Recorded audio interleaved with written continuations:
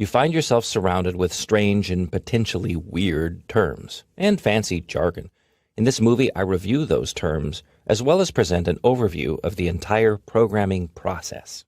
While I'm certain that you're eager to get started with writing code, and you may have already viewed a later movie in this course, it's important to know a few key terms and programming concepts. Programming is where you create software. Software controls hardware, which is the physical part of an electronic device, such as a computer, phone, tablet, gaming console, microcontroller, or some other gizmo. Those instructions take the form of a programming language. For this course, that language is the C programming language, which was developed back in the early 1970s. That's pretty old. And in fact, over time, the C programming language has been considered the Latin of programming languages. Unlike Latin, C isn't dead. Lots of C programming still goes on despite newer and fancier programming languages coming along. But like Latin, C is the foundation upon which many other programming languages are built. If you know C, you can more easily learn those other languages. In a later movie, I'll talk about the programming language's syntax and other rules. But for now, know that the code you write is called source code. It's a plain text file that contains the programming language, all formatted and pretty and written properly. The file is saved with the .c file name extension. To create source code, you use a text editor. Any text editor can do, although some editors offer helpful features like color coding, line numbers, syntax checking, and other tools. The source code is then compiled into object code. The program that creates the object code is called a compiler. The traditional name of the C language compiler is CC, which stands for C compiler. The compiler reads the source code file and generates an object code file. Object code files have a .o file name extension, and they use the same file name as the original source code file. The next step is called linking. It's often forgotten because modern compilers both compile and link, but linking is really a separate step. The linker takes the object code file and combines it with C language libraries. The libraries are the workhorse of the language. They contain routines or functions that control whatever device you're programming. If all goes well, the end result is a program file. You can then test run the program to make sure that it works the way you want it to. And if not, you start the cycle all over again. Edit, compile and link, test run. All of these tools, the editor, compiler, and linker, originated at the command prompt or terminal. You can still find them there too. I do a lot of coding at the command prompt because it's quick. More common, however, is to use an IDE or integrated development environment. An IDE combines the tools for editing, compiling, linking, and running. It also adds tools for debugging, creating complex programs, graphical tools, and other features. Beneath it all, however, is the humble command line compiler and linker. And the process is the same. Edit, compile and link, run. Although in practice, you're going to do a lot of repeating and reworking before you get things just right. The good news is that all the tools you need to begin your programming journey are found free on the internet. The bad news being that you have to find the right tools and install them properly. This is not an issue for you here because in this movie, I'll show you how it's done. You'll see how to find a good IDE or integrated development environment, a C language compiler, and get everything set up and configured for using this course. You'll find a horde of IDEs on the internet. Microsoft offers the Visual Studio as its IDE, and Apple has Xcode. You're welcome to use those tools, especially if you're comfortable with them. But for this course, I've chosen the CodeBlocks IDE. The thing I like about CodeBlocks is that it comes with everything you need. Unlike other IDEs, you don't have to hunt for a this or that after the IDE is installed. You basically download, configure, and you're ready to go. Obtain CodeBlocks by visiting the developer's website, codeblocks.org. Point your favorite web browser or Internet Explorer to that website. On that page, look for the Downloads link. Remember, the page you see here may look different as web pages do change from time to time. Click the Downloads link. Choose to download the binary release. Click the link that represents your computer operating system: Windows, Linux, Mac OS X. For Windows, look for the setup.exe file that includes the MinGW compiler. For example, on this screen, it says CodeBlocks 1312 MinGW setup. The numbers may change, but that's the link you need. For Linux, choose your 32-bit or 64-bit distro. Select a version of CodeBlocks that isn't testing or debug info. Try to match your specific distro by choosing a link to download. And for the Mac, only one option is shown. Click the link to the right of your choice. I'll use SourceForge. The download starts immediately. Wait until it's complete. The next step is to find the downloaded file and install CodeBlocks. Open the folder containing that file, which is usually the Downloads folder. You might also be able to access that folder from the web browser. In Windows, double-click the file to open it and begin installation. Work through the installation wizard. Don't worry about any of the options. They're all okay. Eventually, CodeBlocks will be installed with a shortcut icon on the desktop. Click the Yes button to start CodeBlocks if you like, although it's not necessary to do so to complete this movie. On the Mac and Linux, you need to unpack the archive you downloaded. Double-click the icon in a folder window to unpack the archive. On the Mac, you'll end up with a CodeBlocks app file, which is secretly a folder. I recommend moving that icon to the Applications folder. With Linux, double-click to open the archive. At that point, you'll have to run the install program, depending on how your distro deals with whatever's in the archive. For example, if it's an RPM file, open it to begin package installation. After CodeBlocks is installed, you need to get it configured. That topic is covered in another movie. After you've obtained the compiler and IDE, the next step in your programming journey is to ensure that everything is working right and that you're ready to start coding in this course. In this movie, I'll show you around the CodeBlocks IDE. You'll also see how to incorporate the exercise files for use in CodeBlocks throughout this course, and perhaps do some configuring. I assume that you already have CodeBlocks installed on your computer, although you may not have run it. If you don't yet have CodeBlocks, please refer to the earlier movie on obtaining an IDE. Open and run CodeBlocks. If this is the first time you've run CodeBlocks, you may see a prompt reminding you that you've downloaded CodeBlocks from the internet. Click the Open or OK button. This program is safe to use. On the Macintosh and Linux, you may be prompted to choose a default compiler. If it's available, I recommend that you select the LLVM Clang compiler as the default compiler. Otherwise, the GNU GCC compiler is fine. The main CodeBlocks window looks like this. It's known as the workspace. To the left is the management panel. This lists projects. The center is where you'll find the editor, where you'll write the code. At the bottom, you see a host of tabs. These can display messages or other useful information. You should take a moment now to configure a few CodeBlock settings that will help you use the IDE in this course. First, some editor settings. Choose Settings Editor. Ensure that there is a check mark by the options Show Line Numbers. All the other options shown here should be set, which is the default. Click the Choose button in the font area to set the font.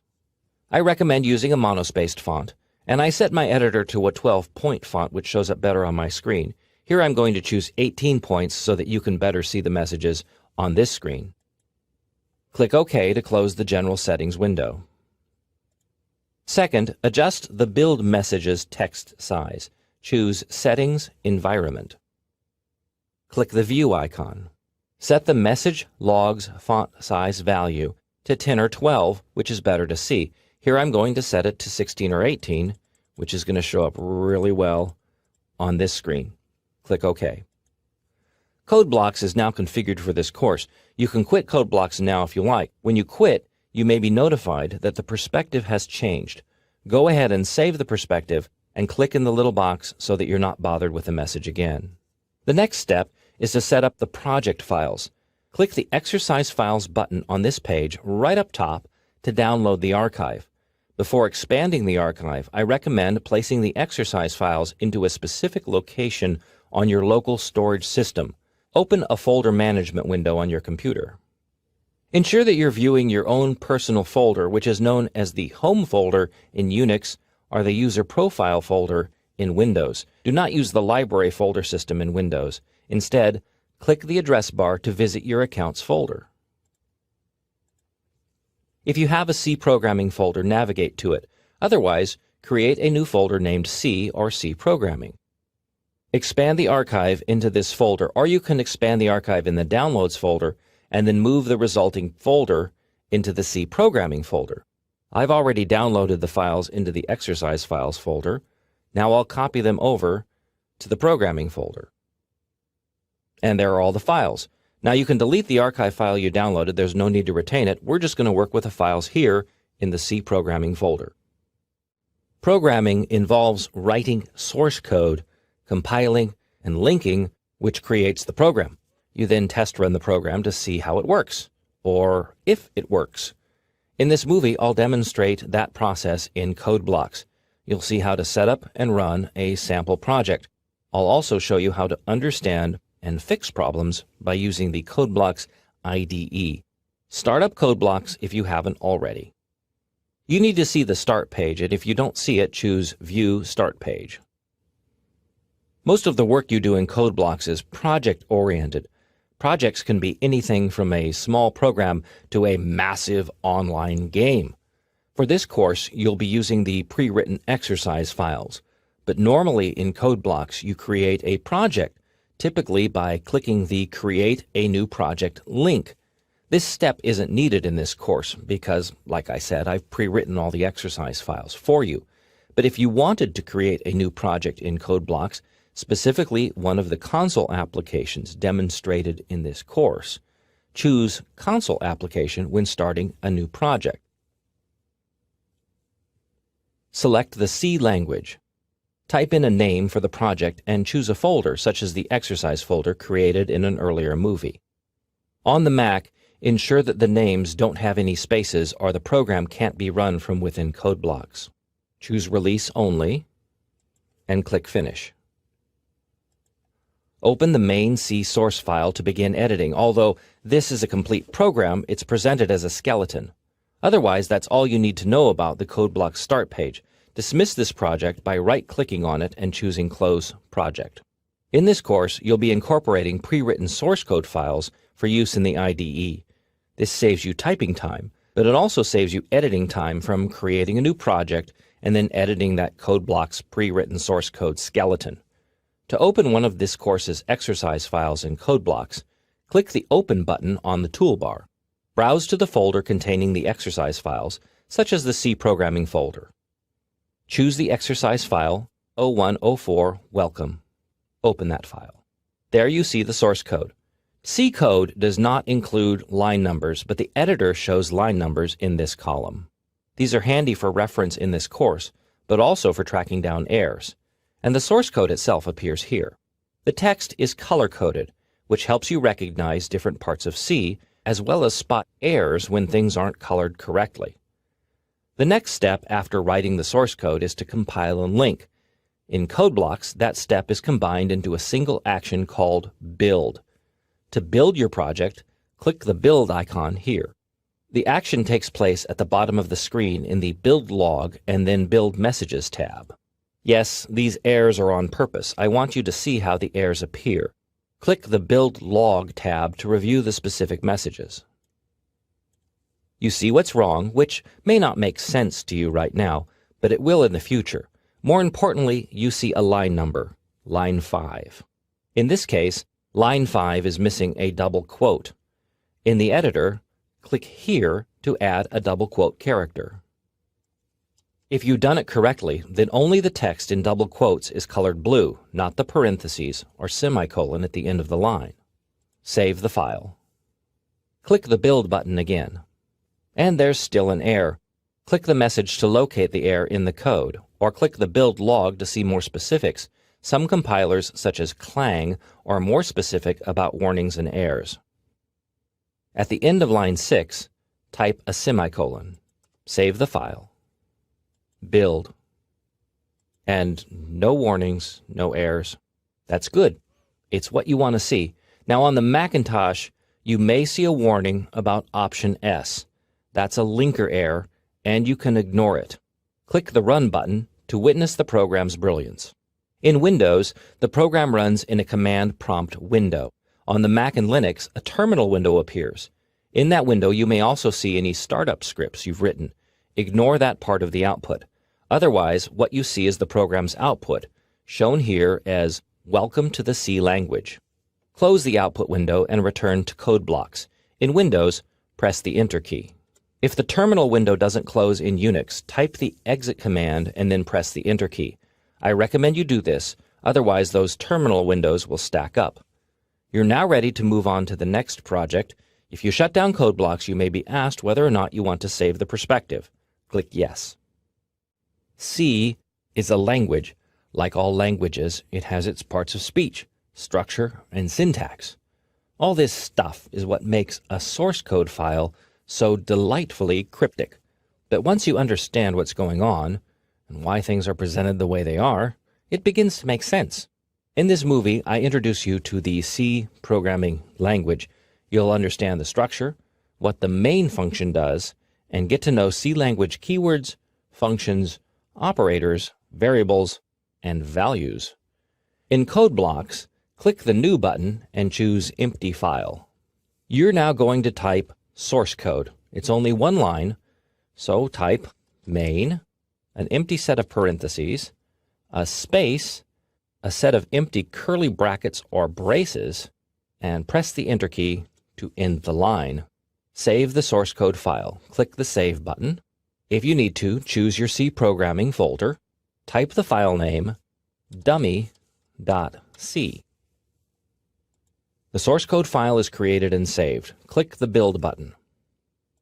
The code does compile. What you see is the absolute minimum C program known as the dummy.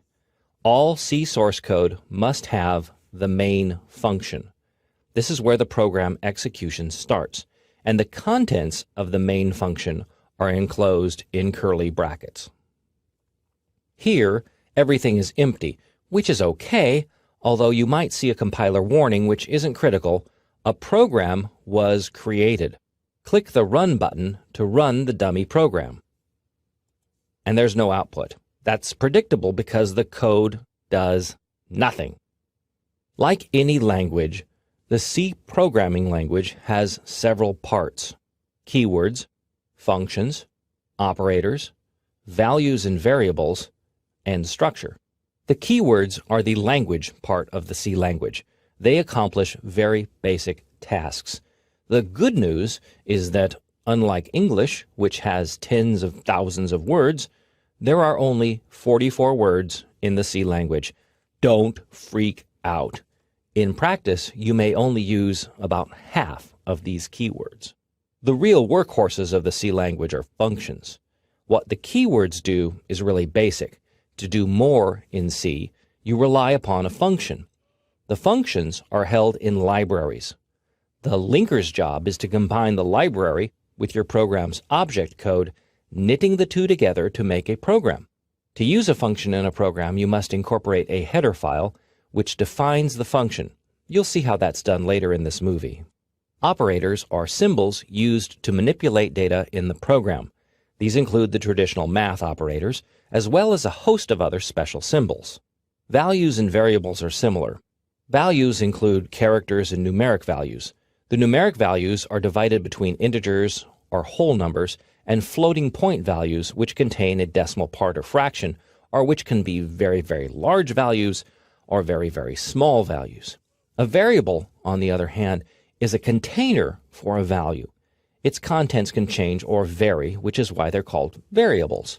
The values that go into variables are the same types of values you use directly in a program. All these pieces of the language must be used in a specific manner or order. That's the C language structure. The C language uses preprocessor directives to help control program flow. The main function is the first function executed in all C programs. It's required, as you saw earlier in the dummy example. Curly brackets are used to enclose a function's contents. Statements are like sentences in the C language. They can include C language keywords, functions, math, logical comparisons, and so on. Finally, comments are notes to yourself or other programmers, reminders, general information, or other items that are part of the source code but not compiled. Now that you know a bit of the background, let me help you put it to use by completing the dummy program. Return to the dummy source code in the IDE's editor. The main function is defined as an integer function. That means it returns an integer value to the operating system. Therefore, some editing is necessary. In your editor, type the C language keyword int before the word main. Ensure that a space separates both. Now I'm going to clean up the curly brackets, which I prefer to put each on a line by itself. Now I'm going to add a statement to the main function. See how the editor automatically indents the line? That's the traditional way C code is formatted. Type the word return and a number. I'll let you pick any number, although it must be an integer. I'll type 3. You can type the number in parentheses, as I've done here, or you can just specify the value. If so, you need to put a space between return and the value. Type a semicolon to end the statement. Save. Build. As long as your code looks like mine, no errors or warnings appear. Run. On the Mac or Linux, you may see no output other than the build log, and it says the program terminated with status 0. On the PC, the terminal window shows you the return value. I'm going to fix the font to make it a little more readable. Here you see the process returned 3, which is the integer value I specified in the return statement. To add output to the dummy program, you need to use an output function. C language keywords don't output anything. They're just basic vocabulary, words like return and int. As an example of an output function, you can use puts, which sends text to the standard output device. In this case, it's the terminal window. Program code in the C language is read top-down. Because the return statement ends the main function, I'll add the puts function at line 3 by inserting a new line into the editor. In the puts function's parentheses, you place a string of text, which consists of characters snuggled between double quotes. I'll type, "I am no longer a dummy." Save the source code. Build. Whoops, I forgot the semicolon. That happens, so get used to it. Add the semicolon to the end of the puts function at line 3. Save. Build. And you may see a warning. Even if you don't, you need to know that the puts function requires a definition before it can be used. Otherwise, the compiler becomes confused. The definition is held in the standard I/O header file. You must include that header file in your source code by using the include preprocessor directive. Insert a line at the top of the source code. Type hash include angle bracket stdio.h angle bracket, and add another line for readability. This preprocessor directive includes the definition for the puts function. Save. This time, click the build and run icon, which is 2 steps in one. No warnings, no errors, good. And there's the output. If this is your first C program, then congratulations. The best way to get started on your programming journey is to write some simple programs that are easy to understand and change. To handle that task, it helps to know the basics of input and output, or I/O. In this movie, I introduce you to the concept of I/O and how that plays into programming. You'll get to explore some basic I/O functions and use one of those functions to create tiny programs that output interesting text. A program has to do something. That something involves taking input and generating output. This is how a typical C program works. It's a machine that does something to input and then generates output. If the program doesn't do anything, then it's basically plumbing. What comes in goes out. The C library offers a host of output functions. Of the lot, these 3 are the most popular. They are pronounced: printf, putchar, and puts. Each function is designed to send one or more characters to the standard output device, which is the screen or terminal window.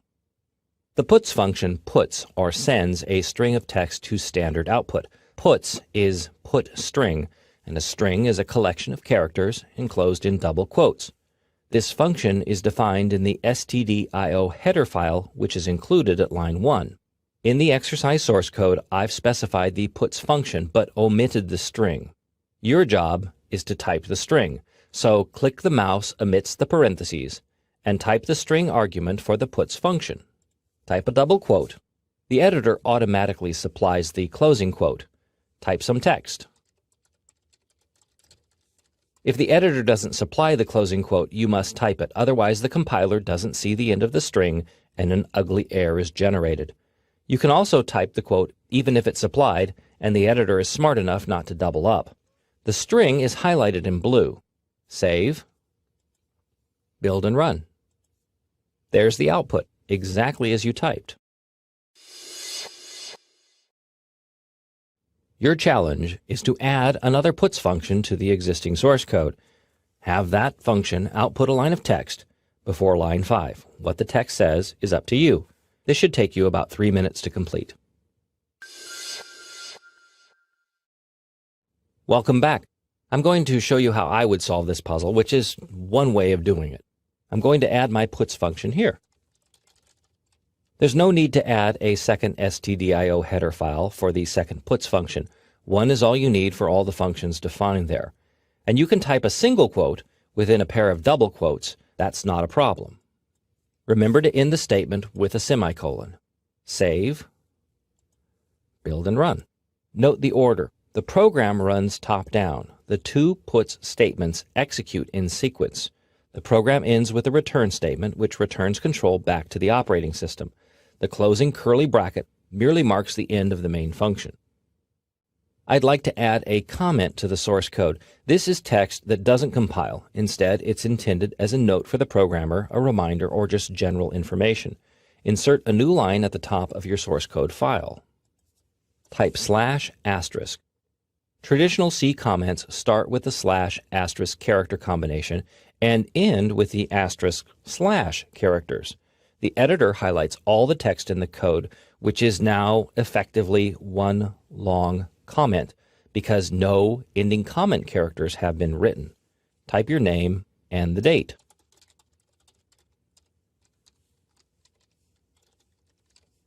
Type */ to end the comment. Comments aren't compiled, and you can prove it. Save the changes, build and run, and the output is the same.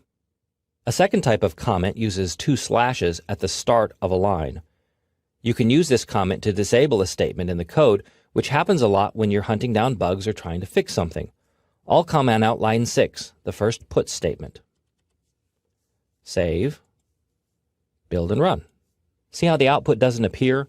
That's because the compiler treated it like a comment. If you'd like to restore the line, remove the / comment, then save, build and run again. Before closing this movie, I want you to view the files created when you build a program in C. Open a folder window to view the contents of your exercise folder. For each source code file, you find an object code file. It has the same name as the source code file, but with a .o file name extension. That's the file created by the compiler. The object code file contains both the compiled source code as well as information from the header file. The linker takes that object code file and mixes in the C library file. The result is a program file, which also has the same name as the source code file. In Windows, you may see the file name extension exe, which means executable. In other operating systems, no extension is necessary. The extension doesn't show up on this screen because Windows is configured not to show certain file name extensions. The program file might also be given the name a.exe or a.out. That's the linker's default name, although in code blocks, the program's name is the same as the source code file's name.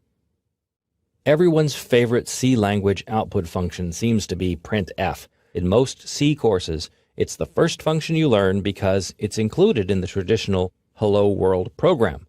But the function has far more power than just spewing out text. In this movie, I introduce you to the printf function. It's another text output function, but one with far more power than puts. I'll also show you how to incorporate escape sequences into strings. In its most basic form, the printf function sends a string of characters to standard output. That means it displays text on the screen. The printf function is defined in the stdio header file. The printf function is used twice in this code, in lines 5 and 6. In this mode, printf works a lot like the puts function. The argument for printf is a single string held between the function's parentheses. The string is enclosed in double quotes. Build and run this code. The program doesn't err. The output is as it should be. Unlike puts, however, the printf function doesn't add a new line character at the end of the string. Yes, even though two statements are used on two lines of code, the output is one long string. To add the new line, which is like pressing the Enter key at the end of a line, you must specify an escape character. Edit line 5 to insert a backslash and a little n before the ending double quote. In some editors, the backslash n appears in a different color, showing that it's special. Save the changes, build and run. Now you see two lines output. Your challenge is to add the new line escape character at the end of the printf function in line 6. This should take you less than 3 minutes. And here's the solution.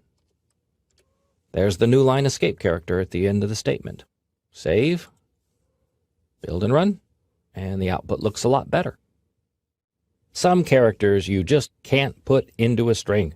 To sneak around this limitation, you use escape characters. In the C language, a string is a bunch of characters held between two double quotes. Everything between the double quotes counts, but sometimes you can't type a character, such as the Enter key. For example, if you wanted to put the Enter key press here and create a new line of text, the result would be two lines in the editor, not the output. The solution is to use the new line character in the string. It's an escape character, which means it starts with a backslash. That's followed by n for new line. Together, the backslash n is interpreted as one character, a new line, and it's generated when the string is output. The C language uses about a dozen escape characters, also known as escape sequences. The most common are new line, tab, single quote, double quote, and if you really need to display a backslash character, you must escape it as well. As a challenge exercise, I want you to create a new source code file saved under the name blorf.c. Use a single printf statement to generate the output you see here. Hello, on a line by itself, and then another line that says, my name is Blorf, with the word Blorf and the period enclosed in double quotes. Pause this movie and attempt this exercise. It should take you about 3 minutes. I'm going to create exercise blorf.c myself so you can compare what you've come up with what I did. Be aware that your code may not match up exactly with mine. I'll create a new empty file in code blocks and type in a basic skeleton. You see as I type, the text isn't color-coded. You have to save the file before the editor recognizes how to color the text. I'll save here and then go back and rewrite the specific printf function. And there's the color. So at line 5, I'm going to type in the printf function. Hello, and a new line. My name is, and escape the double quote, Blorf, period, escape the double quote. Type a semicolon to make it a statement. Add a blank line for readability. Save, build and run. There's the output as requested, a single printf function that output 2 lines of text. And if you thought to add another new line at the end of the string, you get bonus points. Otherwise, the output looks kind of scrunchy. By the way, if you don't want to use double quotes, you can use single quotes instead. In line 5, I'll edit to remove the double quotes and replace them with single quotes, because single quotes in a string don't need to be escaped. Many programmers find this method easier to use. A value is typically numeric, although it doesn't have to be. In your code, you can specify values such as 3, 5, or even 100 million. The printf function can be used to display those values, providing you know about something called a placeholder. In this movie, I continue exploration of the printf function. I show you how placeholders can be used to display values, not only numbers, but strings and individual characters as well. To view values in action, you can use the printf function, but you have to take that function up a notch. The printf statement at line 5 generates output that would have you believe the number 27 was a value, but it's not. It's part of a string, just the characters 2 and 7. To specify a value, you need to do two things. First, you must place a value into the code, in this case, the number 27. Second, you must direct the printf function to display that value. Edit line 5 to replace the characters 2 and 7 with %d. In some editors, you may see the %d highlighted. That's because it's a special symbol for the printf function. It's a placeholder. In this case, a placeholder for an integer value, a whole number. Place a comma after the string and add a second argument to the printf function, the value 27. Note how the value is shown in its own color. The printf function now has two arguments. The first is called the formatting string. It contains one placeholder, %d. Matching that placeholder is the second argument, the integer value 27. Save, build, and run. In this output, the 27 represents the value 27. Its output is text, of course, but inside the program, it's a number and not text. Copy line 5 and paste it in as line 6. Change the value to 29. Save, build, and run. Two lines are output. The same placeholder is used in both printf functions, but because a different value is specified, that new value is output for the second statement. The %d placeholder is just that. It holds the place of another argument. In fact, you can specify multiple placeholders providing that you have arguments to match. Type a new line 7 that reads printf, and here are the values %d, %d, and %d, new line, close quote, comma, 51, 52, 53. Remember the semicolon to end a statement. Save this modification, build and run. You can even do math in a printf function, although it's the C language that does the math, not the printf function.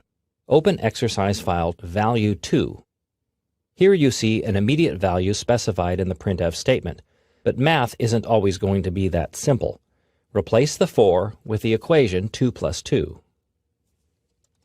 Save, build and run. The program makes the calculation for you. It adds 2 and 2. The result is fetched from the %d placeholder in the printf statement. Now replace the equation in line 5 with this. 278 times 956. On a computer, the asterisk is used as the multiplication operator. I'll officially introduce that as well as other math concepts in a later movie. Change the format string as well, replacing 2 plus 2 with 278 times 956. And who knows what that value is? Well, save, build and run. And apparently the result is 265,768. Neato. The printf statement employs a swath of placeholders, each for a specific type of value. Here is a partial list showing some of the more common placeholders. It helps to know about the different types of values in the C language before you can use each of these, as well as understand the whole lot of them that aren't shown. Also, even then, the placeholders have options that I'll get into in a later movie. The %s placeholder is used to display strings, and it may look a little odd, but it does come in handy. Open exercise file value3c. In this code, the %s placeholder represents the string programmer, which is the second argument of the printf function. Build and run this code. And indeed, you are a programmer, but what kind of programmer? Modify line 5 in the code to add another placeholder and another argument to the printf function. Place %c before %s and squeeze a space in between the two. Now you have to add an argument for the %c, so after the comma, type a single quote, big C, and then another single quote and a comma. Many editors will assign the single character value to its own color, as shown here. In the C language, single characters are specified with single quotes. If you use double quotes, you create a one-character string. That's not what you need to match the %c placeholder. Save, build and run. And indeed, you are a C programmer.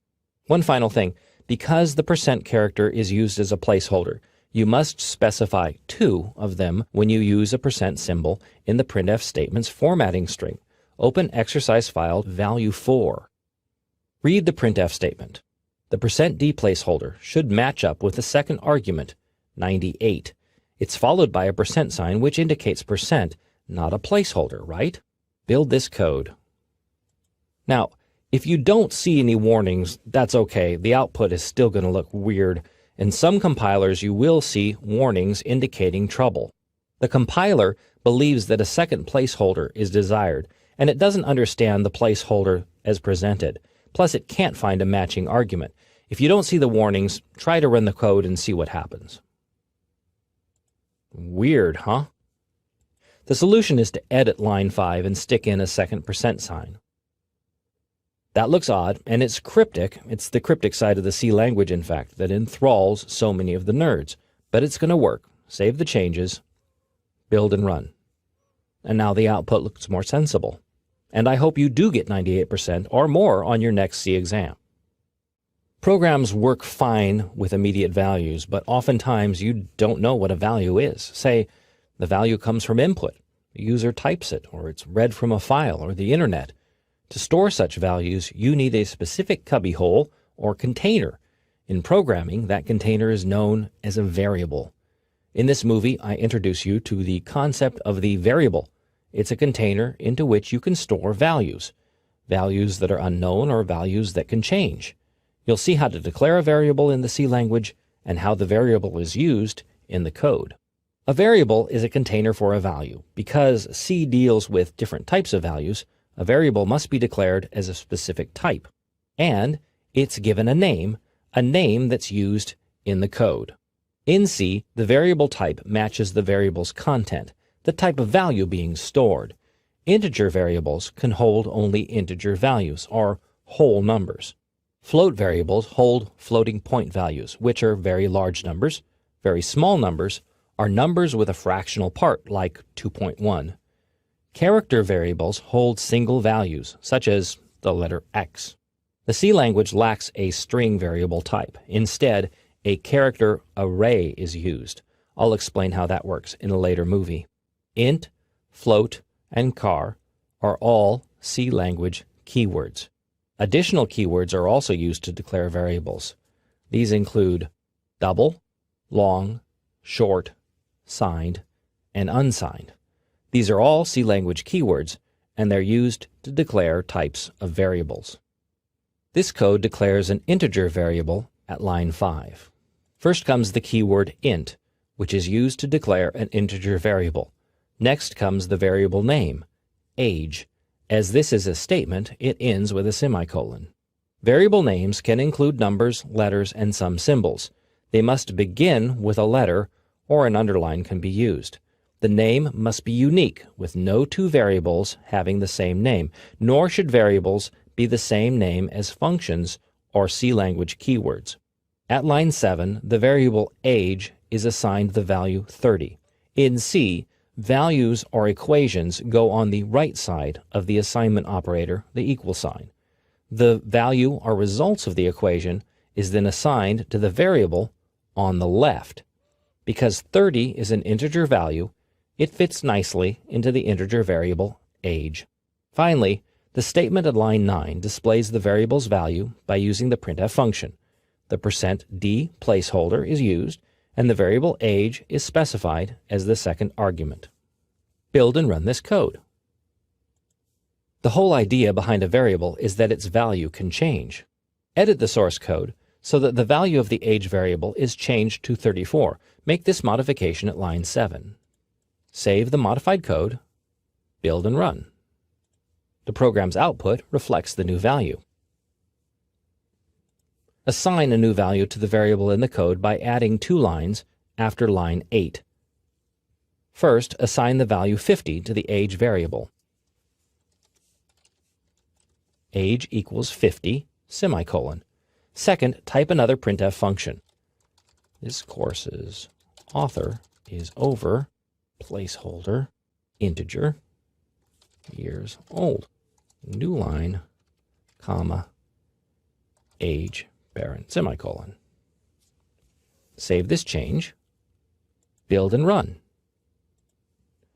See how the age variable is used twice to hold 2 different integer values. On your own, you can change this code once more. This time you can assign your own age to the age variable and simply add a printf statement to say how old you are. You can do this on your own later. Math can also be performed using variables. Open exercise variable 2. In line 7, the value 32 is assigned to the integer variable age. Edit the value to reflect your own age in years. The printf function at line 8 uses 2 statements, a string and an integer variable. The string is an immediate value. Change the name Dan to your own name, unless your name is also Dan.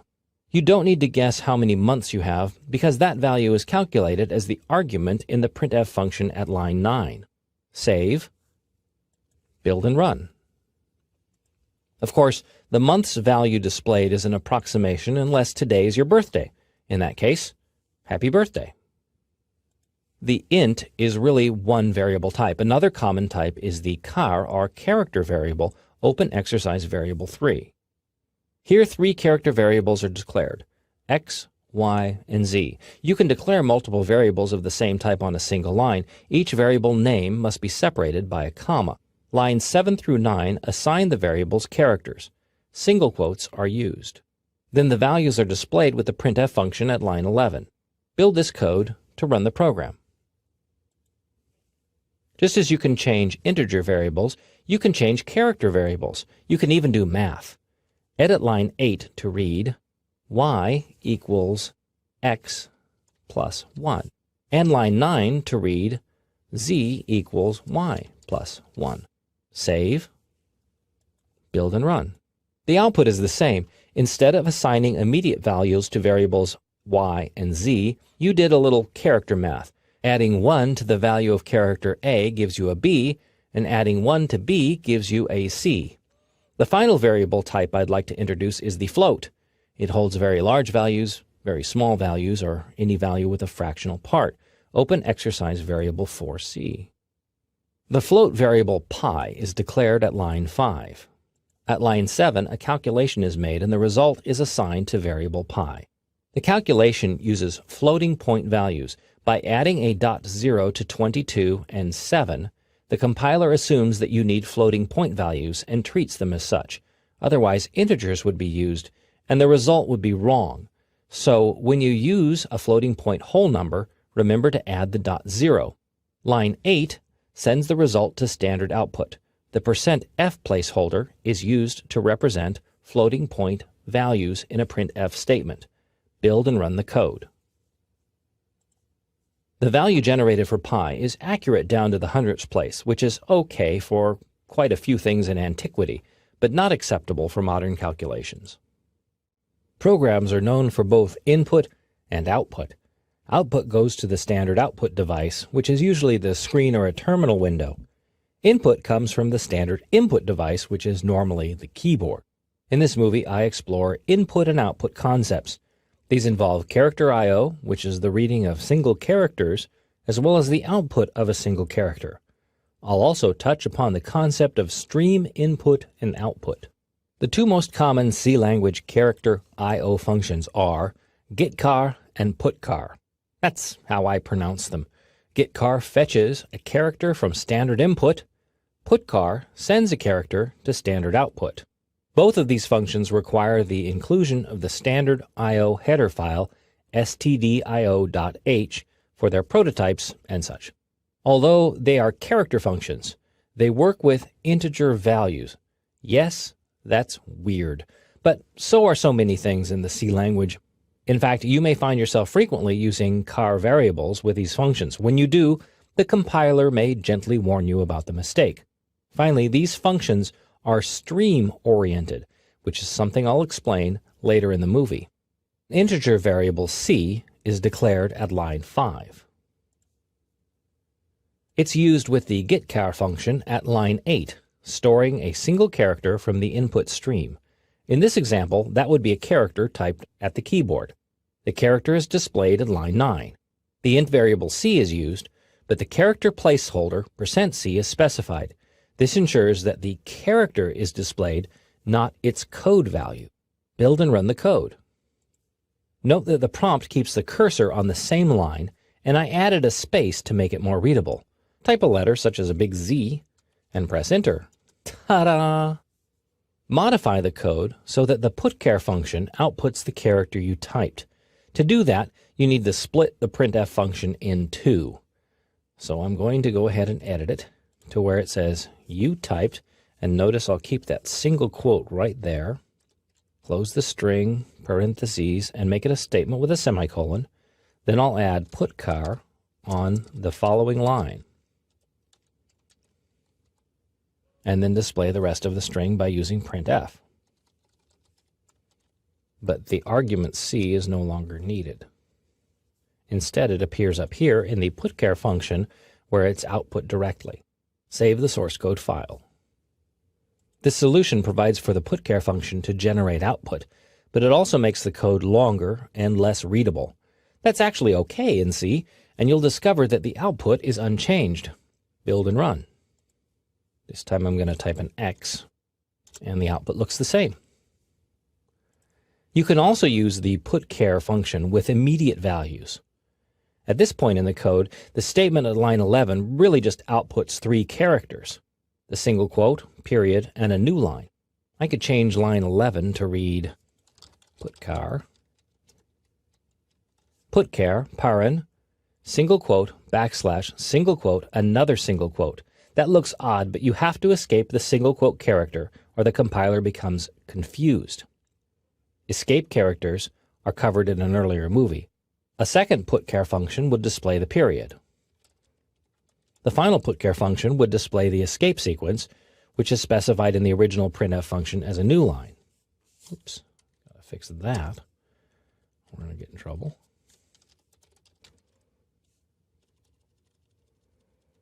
And use single quotes. So we have 3 putchar functions instead of a single printf function that displayed a 3-character string. Save these changes, build and run. And the output is the same. Open exercise file char.io2. Here, 2 getChar functions fetch 2 characters. These characters are then displayed by using a sequence of printf and putchar functions. Build and run the code. I'm going to type an M and an N and press enter. The 2 characters are stored in int variables A and B and then displayed. You'll note that the getChar functions do not pause and wait for input. They simply look for all input coming from the standard input device, like a stream of characters flowing out of a hose. To demonstrate this phenomenon, run the program again. Just type Z and press enter. The weird output you see is the code displaying the new line character, which was stored in variable B. Run the code again. This time, type several letters and then press the enter key. A, B, C, D, E. The entire stream of characters A through E on my screen were fed into the program via standard input. The getChar function read only the first 2, but my input persisted until I pressed the enter key. The stream input could also be demonstrated by examining exercise char.io3. Here, it looks like 1 character is fetched by getChar, then immediately displayed by putchar. That's logical because C programs run top-down, and they do. And that's exactly what happens in this program, but it's not what you see when the code runs. Build and run. Type A, B, C, or any other 3 letters and press the Enter key. The output happens all at once because of the stream. The characters you type are actually sent to output as you type them, which is how the code runs. But stream output is buffered. That means that the computer waits until the buffer is full or flushed before sending out the characters. In this case, the buffer is flushed once the program is finished. I'll explore stream input and output further in later movies. For now, remember that the standard C I/O library functions are stream-oriented. A character is a single letter or symbol. Put 2 characters together and you have a string. But strings are funky things in the C language. They're not a variable type, just a clutch or array of characters, all marching together in a line. In this movie, I introduce you to the string. You'll see how strings are created in C, how they can be filled by using string input functions. You'll also meet the scanf function, which is used to pull in all sorts of input. Line 5 probably looks a little odd to you. It's a variable declaration. A char variable named password is created. The string spatula is assigned to the password variable. This is known as an immediate assignment, which is possible with other variables as well, but necessary when declaring a string. By the way, this is an array declaration, which is a topic for a later movie. The square brackets indicate that more than one char variable is present. How many? The compiler figures that out based on the size of the string. Otherwise, the value would appear between the brackets. In line 7, a printf function displays the string's value. The %s placeholder is used. It's difficult to see because of the escaped double quotes and the new line. Build and run this code. The output properly shows the contents of the string. Change the word spatula in your editor to the words fuzzy wuzzy. Put a space in there, as spaces are valid password characters on some systems. Save the changes, build and run to see the string displayed. Remember that some characters must be escaped in a string. These include the double quotes, new line, tab, and so on. I'll add them to the string here. Double quote, new line, tab. Save, build and run. And there's the predictable but ugly output. To fetch a string from standard input or to fetch any specific value, use the scanf function. As an input function, scanf is declared in the stdio header file, which you must include in your code lest the compiler become confused.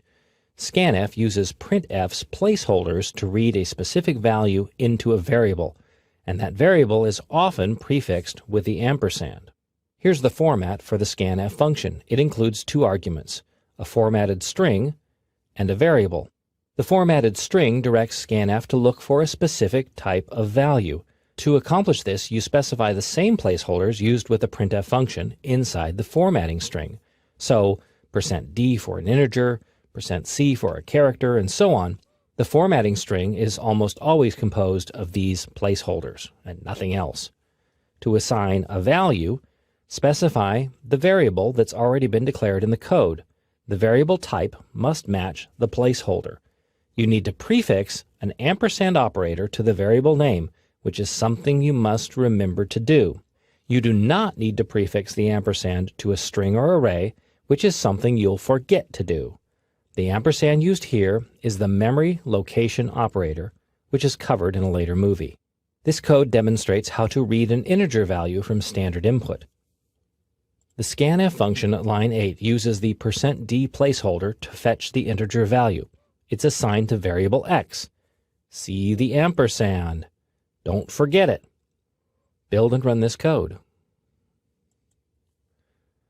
Type an integer, which is any whole number. The program assigns that value to variable x and then displays the result.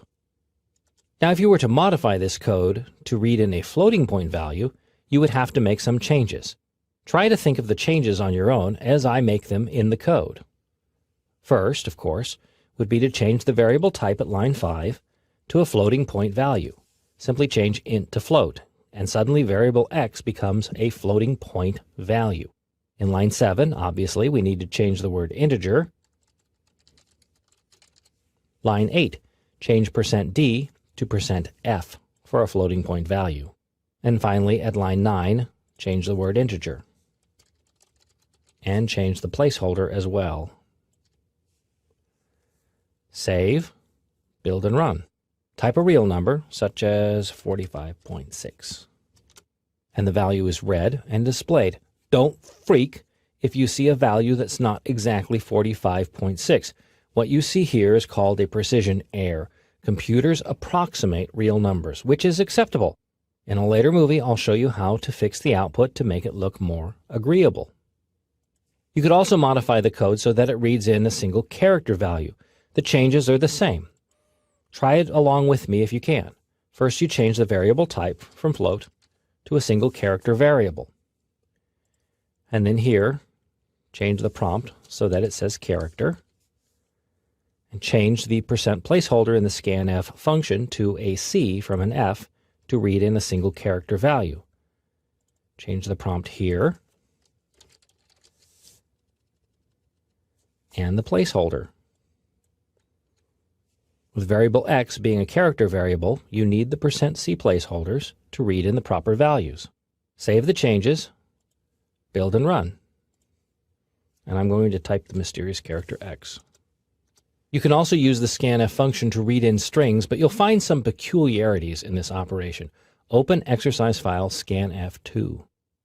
On line 5, the name variable is created. It has room to store 14 characters, plus one additional character for the null at the end of the string. The scanf function at line 8 uses the %s placeholder to read in a string. The variable name is used without the ampersand. That's because name is a character array, and arrays do not require the ampersand operator. Build and run this code. Type your name and press enter. The string is read and displayed. And now for the peculiarities. Run the program again. This time, assume that your name is Jerry Bob, which is 2 words. The scanf function stops reading text at the first white space character. That's a space, tab, or new line, and there's no way you can force scanf to read in those characters. It's just the way it works. So scanf is really a string input function where strings are just 1 word long. A better function to use for reading strings is fgets, which is a file input function, but it can be used to read standard input. Open the exercise file fgets1. A variable input is created at line 5. It has room for 63 characters plus 1 for the null character terminating the end of the string. The fgets function at line 8 reads standard input. The first argument is the variable into which input is stored. This location is also called a buffer, which is just nerd jargon for storage. The second argument indicates the size of the buffer, and again 64 is used. That's 63 characters plus the null character. The final argument is stdin, which is standard input. The puts function at line 10 reads the stored text and sends it to standard output. Build and run this code. Type your instructions. Press enter, and there's your string, spaces, and everything. The important thing to remember when it comes to math and programming is that the computer does the work. You just have to copy the equation down properly. To do so, you need to know a few math operators, plus some other C language rules and procedures. In this movie, I review the basic math operators and how they're used. Also explored are the increment and decrement operators, plus a few notes on the order of precedence, which determines which part of an equation is evaluated first. The C language uses 4 basic symbols for the 4 basic math operators: addition, subtraction, multiplication, and division. These should be familiar to you, especially if you've used a spreadsheet. The asterisk is used for multiplication. That's because the multiplication symbol isn't available on the keyboard, and please don't use the letter X. Similarly, the division symbol isn't found on the standard computer keyboard, so a slash is used instead. Two additional operators are increment and decrement. These are single operators despite using two characters. These operators serve a useful purpose when dealing with loops, which is a topic covered in a later movie. And in C, the calculation goes on the right. The result is then assigned to a variable on the left, or the result can be used immediately, as in the printf function shown here. Two variables are declared, a and b. In line 6, I've preset the value of variable b to 5. The scanf function at line 9 reads in an integer value, storing it in variable a. Then the printf function displays both values a and b as well as their sum. The math equation is the third argument in the printf function. Build and run. Type in a value to see the sum of that value and 5. To change addition to subtraction, you need to make only one modification. Look at the code for a second and see if you can spot the place where that modification would take place. Here's where it would, right here. This is the equation. To change addition to subtraction, simply change the operator. And change it here in the display string, just so that it makes sense when you run the code. Save, build and run. You'll notice that negative values are calculated as well. If you wanted to try multiplication, again, you need to only change the operator. Look at the code and figure out on your own where that change would take place. Again, it takes place in the printf statement at line 10. Change the minus operator to multiplication, and in the display string as well. Save, build and run. The final modification, as you've probably guessed, is division. But division can be tricky, especially with integer values. Let me show you. I'll change the print statement to reflect division. It's the only change I'm going to make.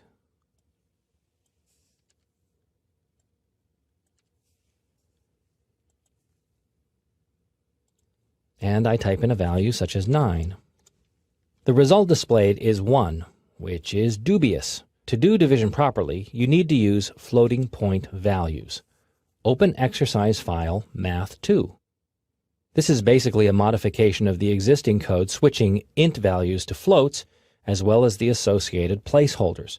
Also, the value 5.0 is assigned to variable b in line 6. Remember, floating points have a decimal part so that when you're writing a whole number, you need to specify .0. Build and run. Try the value 9 again. The result is more palatable, but ugly. A later movie describes how to clean up the output of floating point values. Open exercise file math3. Math is present at line 8. It adds 1 to the value of variable x. This equation may look funky to you, but it's how it works. The compiler calculates the right side of the equation first. So 1 is added to the value of variable x.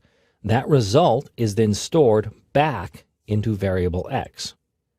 To prove how it works, build and run the code. The original value is 10, and the modified value is 11. You can manipulate any single variable in this manner. The most common manipulation is to add or subtract 1 from a variable's value. For example, if you wanted to increment the value of variable x by 1, you use the increment operator, which is 2 plus signs in a row. Change line 8 in the code to read simply x plus plus. That's a statement by itself. It's a mathematical operation. Save, build and run. The decrement operator is 2 minus signs. Edit the code again to replace the increment operator with the decrement operator. Minus, minus. Save, build and run. Now the output is 10, 9. The final math goodie I want to show you deals with something called the order of precedence. It involves math equations that have multiple operators. Load up exercise math 4. Can you guess the value of variable a by looking at line 7? Run the code to see what the computer thinks. The computer thinks the answer is 13. That's because multiplication and division have precedence over addition and subtraction. The equation is also read left to right. So 25 divided by 5 is 5. Times 2 is 10, plus 3 is 13. You can change that order by using parentheses. For example, I'm going to enclose 2 plus 3 in parentheses, which means that part of the equation is evaluated first.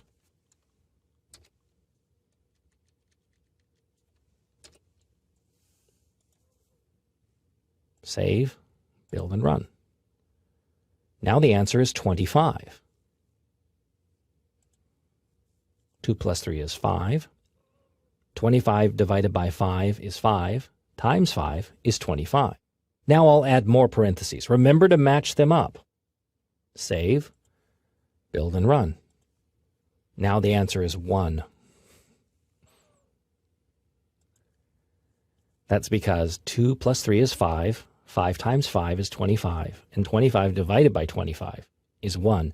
Remember in C, equations are evaluated multiplication and division first, then addition and subtraction unless you use parentheses to modify the order. When you can't find an operator to do your math, you need to turn to the C library. There you'll find fun and friendly functions to sate your mathematical whims. In this movie, I cover 2 of the typical C language math library functions, the square root function and the power function. I'll also introduce the random number generating function, which isn't really a math function, but it's something you may find quite handy. To generate the square root of a value, you use the sqrt function. It reads like squirt, but it's really square root. The square root function is shown at line 8. It requires the math.h header file, which is included at line 2. The function swallows a floating point value, specified as 2.0. It returns the square root as a floating point value, which is saved in the float variable r. The printf function at line 10 displays the results. Build and run the code. And now you know the square root of 2, or any other value you specify in the code. Another math function worthy of note is the pow function, which is short for power. The C language lacks a power operator, which is common in other programming languages, but the pow function is far more versatile. Open the pow file. The pow function appears at line 8. It also requires the math.h header file as shown at line 2. The pow function uses 2 arguments, both floating point values. The first is the base. The second is the exponent. So here, 2 is being raised to the 8th power. The result is saved in floating point variable p, and then it's printed in line 10. Build and run. 2 to the 8th power is 256. Generally speaking, all C language math functions require the inclusion of the math.h header file. They all work with real numbers.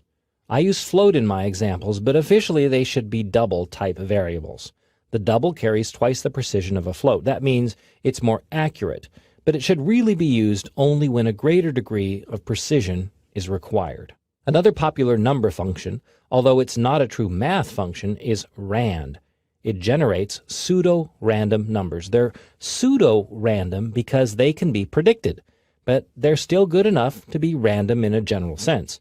The rand function requires the stdlib, or standard library header file, for its definition. This is the second most common header file after stdio. The function itself requires no arguments. It simply generates a random integer value. That value here is stored in variable r. The printf function in line 10 displays the result. Build and run. On my screen, I see 41 is the random number. Run the code again. And it's the same number. This isn't a bug, it's predictable. For the rand function to work best, you must seed the randomizer. That's a software machine that helps generate random numbers. The random seeding function is called srand, which is also defined in the stdlib header file. In the code, insert the srand function in the line above rand. The srand function requires a positive integer argument to seed the randomizer. Here I'm using the value 66, which I just pulled out of my head. Save the changes, build and run. This time a new random number appears, but will the same number appear when you run the code again? Let's find out. Yep. You have several tools available to reseed the randomizer. One is that you could ask the user to input a positive integer value when the program starts. And that's kind of lame. What most programmers do is to borrow the current tick-tock value from the computer's internal time clock. I cover time functions in a later movie. For now, we need to change line 8 in the code to replace the value 66 with a time function.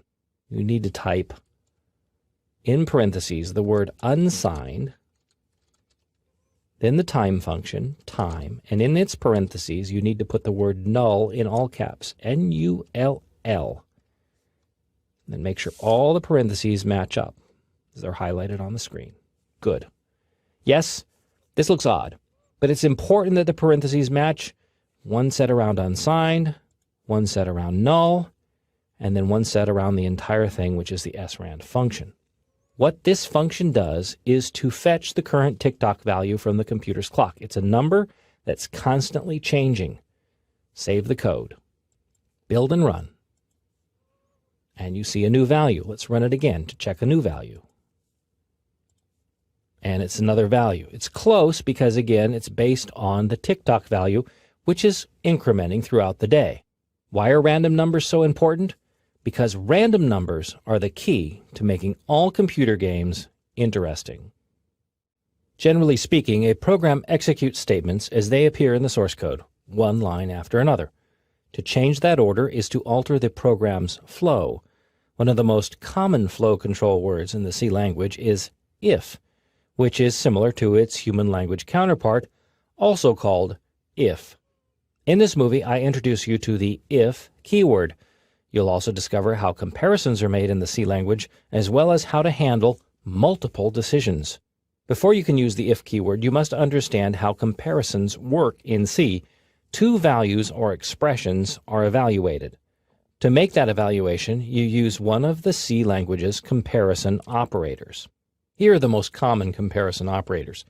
Is equal to, which you'll note is two equal signs. One equal sign is the assignment operator. This is why I say is equal to for the operator's name instead of is equal or equals. Less than and greater than you're probably familiar with. Then there's less than and equal to and greater than and equal to. Finally, the not equal to or does not equal operator. The exclamation point in the C language is often pronounced not, which is how you remember this one. The user is prompted to type an integer value. The value is displayed in line 9. At line 10, an if statement evaluates that value. If it's greater than 10, line 11 is executed. Otherwise, line 11 is skipped. Build and run. Let's type in 50. You typed in 50. 50 is greater than 10. It worked. I'm going to experiment a few times, as you should, with other values to see how it works. 7. You type 7, and of course there's no other output. And 10. But values greater than 10 will display that string. An if statement is traditionally formatted differently from other statements. It's split between two or more lines. The first line sets the if condition in parentheses. If that condition is evaluated true, the next line is executed. Actually, it's just one statement split between two lines. See how the semicolon is at the end of line 11 and not line 10. You could also write it as a single line, but that's uncommon. More common is to enclose the statements belonging to if in curly brackets, like this. This format is actually required when more than one statement is executed based on the if condition. For example, let's move line 9 down to line 12. Save, build and run. You type in 25. And because the value is greater than 10, both lines were displayed. Open exercise file if2. This code shows two if comparisons in a row, each of which has its own set of curly brackets. Two conditions are evaluated: greater than in line 10 and less than at line 14. Build and run. You see the appropriate output for values less than 10. Run again. You see appropriate output for values greater than 10. And run again. But not output for 10 itself. Edit line 14 so that less than or equal to is used as the operator. You can remember the order of how the symbols go if you say less than or equal to or greater than or equal to. Edit line 16 to reflect the same results. Save, build and run. Now we can type 10. Another way to handle an either-or decision is to use the keyword else. Load exercise file if else. This code is a rewrite of exercise if2, but it uses the else keyword. The if condition at line 10 makes an evaluation. Its statements are executed when that condition is true. When the condition is false, the statements belonging to else are executed instead. Build and run this code. Let's try it with 10. That's true. Run it again. That's true. Run it again. That's true. Note that else doesn't have a semicolon. Instead, it has curly brackets. Or it could be written without brackets because it's only followed by one statement. When three or more conditions are present, you can evaluate them by using an else-if structure. Open exercise if-else to see what that looks like. This structure starts with an if statement here at line 10. When that condition is true, those statements belonging to that condition are executed, and the rest is skipped over. Otherwise, a second condition, else if, is examined at line 14. If that condition is true, its statements are executed, and the rest of the structure is skipped. At the end of the structure is an else all by itself. Its statements are executed when the preceding conditions aren't met. Build and run the code. The results are similar to previous examples. 15 is greater than 10. Run again. 10 is 10. Run again. 5 is less than 10. You can have as many else-if statements stacked up as you like, which helps evaluate complex situations. Finally, a reminder, the if, else-if, and else keywords are generally not immediately followed by a semicolon. In the C language, a semicolon by itself is a statement. When one lingers after an if evaluation, the compiler believes that the semicolon is the statement, and that not anything follows it. This is a common mistake. Load exercise if3. Build and run. Well, obviously, -5 is not a positive number. Now, if you're using the Clang compiler, you can click on the Build Log tab and review a specific error message. Other compilers may not be as smart. To fix the problem, simply remove the semicolon dangling at the end of line 7. Save. Build and run. No output means that the -5 fails the condition. Remember, the semicolon goes after the statement, not the parentheses that hold if's condition. The C language lets you handle complex decisions by stacking a bunch of if-else conditions. Sometimes that structure can get a bit unwieldy.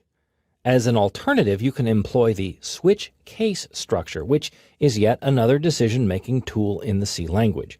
In this movie, I introduce the switch case structure. You'll see how it's constructed, how it can handle multiple decisions, plus I'll demonstrate a few tricks. The bulk of this code is a switch case structure. It starts with the switch at line 10. This is followed by a series of case statements, each of which has its own statements. The final piece is default. It's followed by its own statement as well, and then a closing curly bracket. These are the elements of the switch case structure. The switch case structure also makes use of the break keyword. So all told, this structure contains 4 C language keywords: switch, case, default, and break. Build and run the code to see what it does. I'll type 1. Excellent choice. Run it a few times to try out various options. The code accepts character input, although it could have easily accepted integers. Here's how the structure works. Switch handles a single value, not a comparison. It can be a mathematical equation, but the result must be a single value. That value, specified by switch, is then compared with the values for each case statement. If the comparison is true, then the statements belonging to the case statement are executed. If not, they're skipped.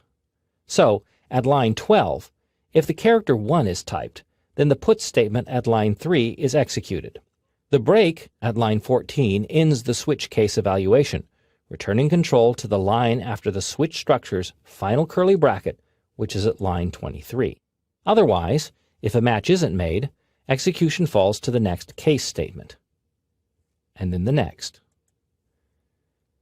Finally, the default condition is executed when none of the case conditions match. It doesn't need a break statement, as it's the end of the structure. Modify the code by commenting out all the break statements.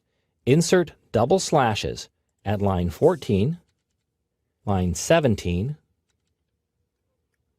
and line 20. Save the changes, build and run the code. If you type a character other than 1, 2, or 3, you see the invalid choice message displayed. But type a 1. You see all the messages displayed. That's because execution falls through to each case statement. Open exercise switch 2. Here's another switch case structure, one that evaluates input as a menu system. Build and run the code. I'm going to type A. The problem with these options is that you may have typed a little a instead of a big A. In that case, the program doesn't seem to behave properly. Address the issue by adjusting the case statements to account for both upper and lower case input. Edit the source code to add duplicate case statements for the lowercase letters. Save the changes. Build and run. Now the evaluation should work for both upper and lowercase letters. You could also address this problem by using C language functions that modify character case. That topic is covered in another movie. Another way that program flow can be altered is when one or more statements are repeated over and over. This process is referred to as a loop. The C language offers several ways of looping. In this movie, I present the while type of loop. You'll learn how to set up the loop, determine when to stop looping, and how to break out of a loop before it's done. A loop is a repetitive way to control program execution. You must specify a condition that makes the loop repeat, a set of statements that repeat, and a way for the loop to stop. In this code, a while loop counts from 1 to 10. The looping condition is specified on line 8. It reads that while the value of variable x is less than or equal to 10, as long as that condition is true, the statements in the loop between the curly brackets at line 9 and 12 will repeat. The value of x is initialized at line 7. At line 11, the value of variable x is incremented. So, as long as x keeps inching up, the loop repeats until x is greater than 10. Build and run this code. And you see the values from 1 through 10 displayed. Now say you wanted to count to 20. Can you just off the top of your head imagine where you would make that change? It's simple. Change the condition in the while loop to 20 instead of 10. Save that change, build and run. And now values 1 through 20 are displayed. Now suppose instead of going by 1, you wanted to display only the even numbers from 2 to 20. This requires a little bit more thought because it changes two things: the initialization and how the value of variable x increases. The first change is to initialize variable x to 2 at line 7. If you're going to be counting by 2's, start at 2.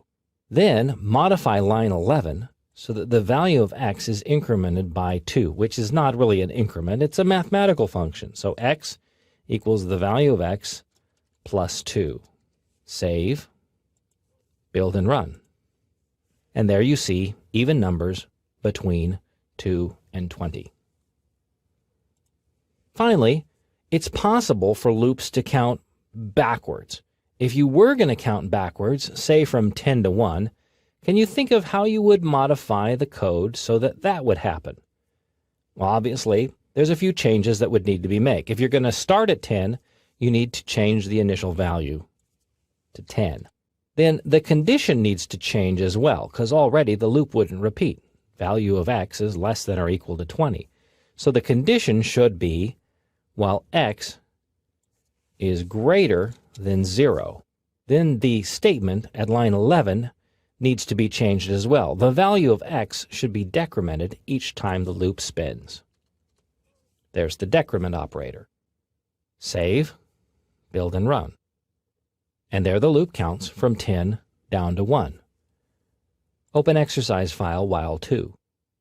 This code uses the srand and rand functions introduced in an earlier movie.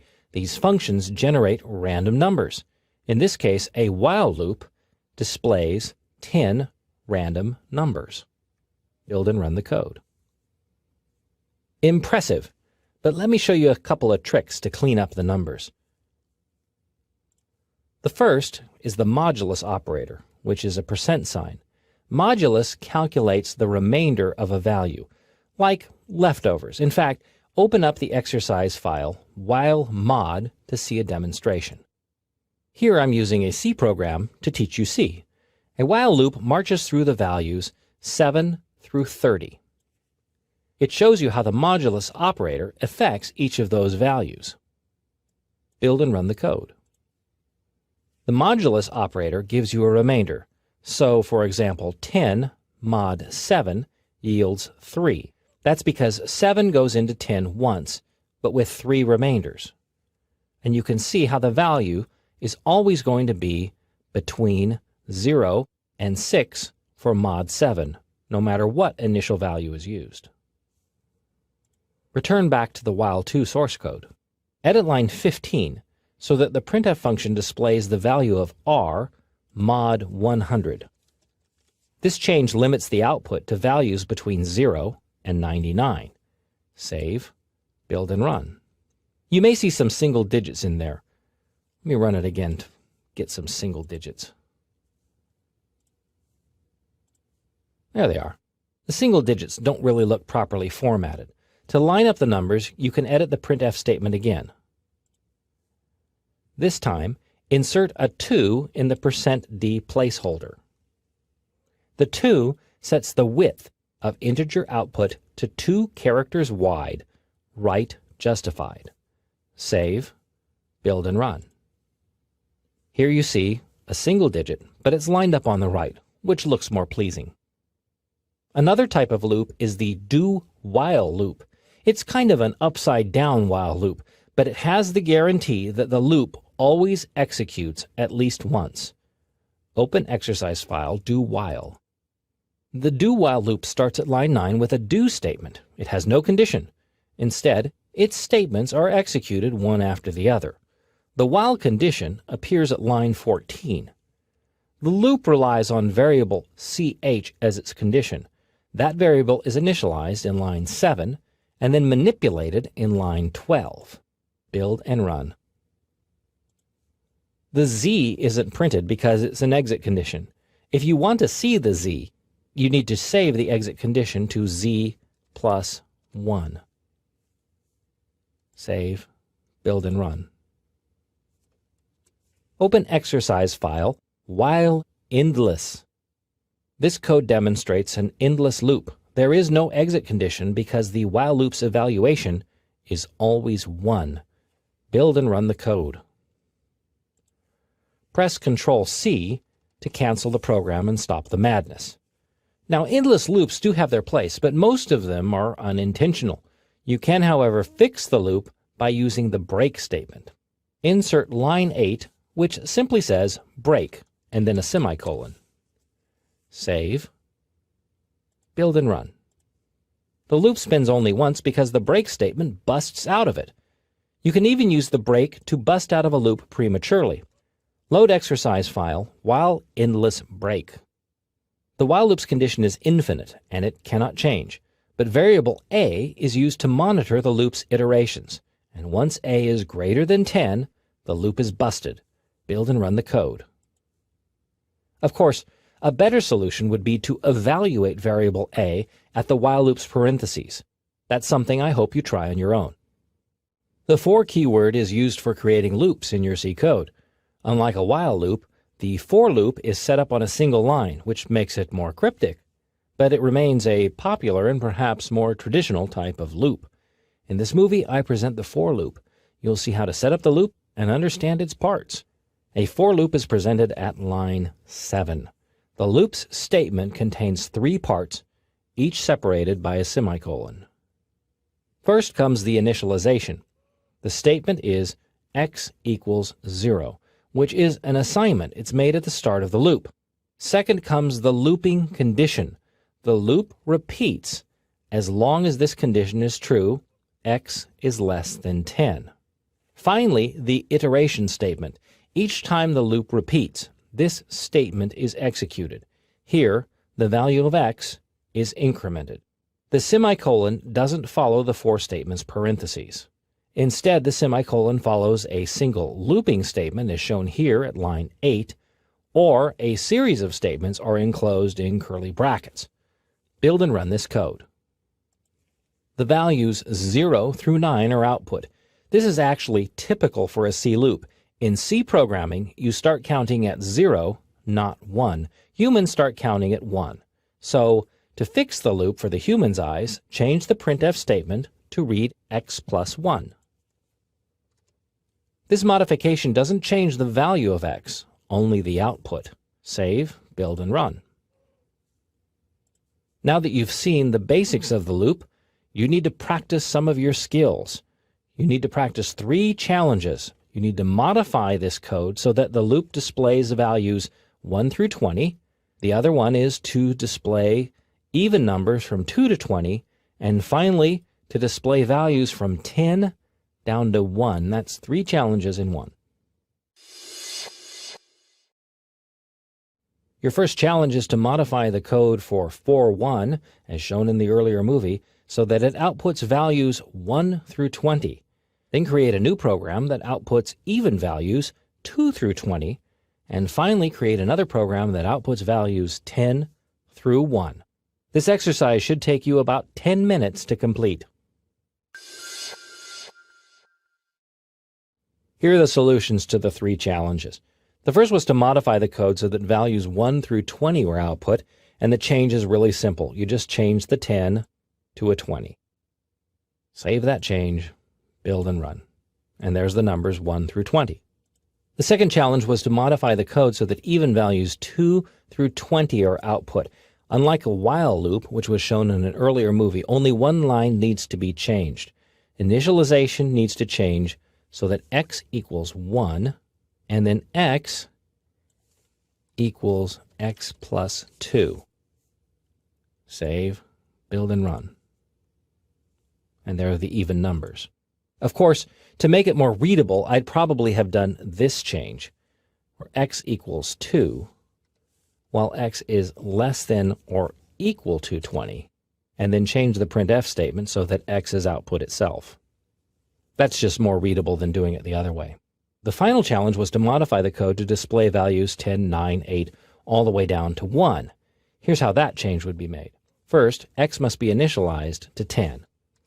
And then the loop must spin while x is greater than 0. And the value of x each time must be decremented. Save, Build and run. One thing you can do with a for loop that's a lot easier than using a while loop is the concept of the nested loop. In this movie, I'll show you how to create a nested loop and how to avoid endless loops and common loopy mistakes. This code sends 10 random numbers to output. Build and run to see what it does. You see a neat row of 10 random values. The spacing is produced by the tab character. Shown on line 14 as \t is the tab character.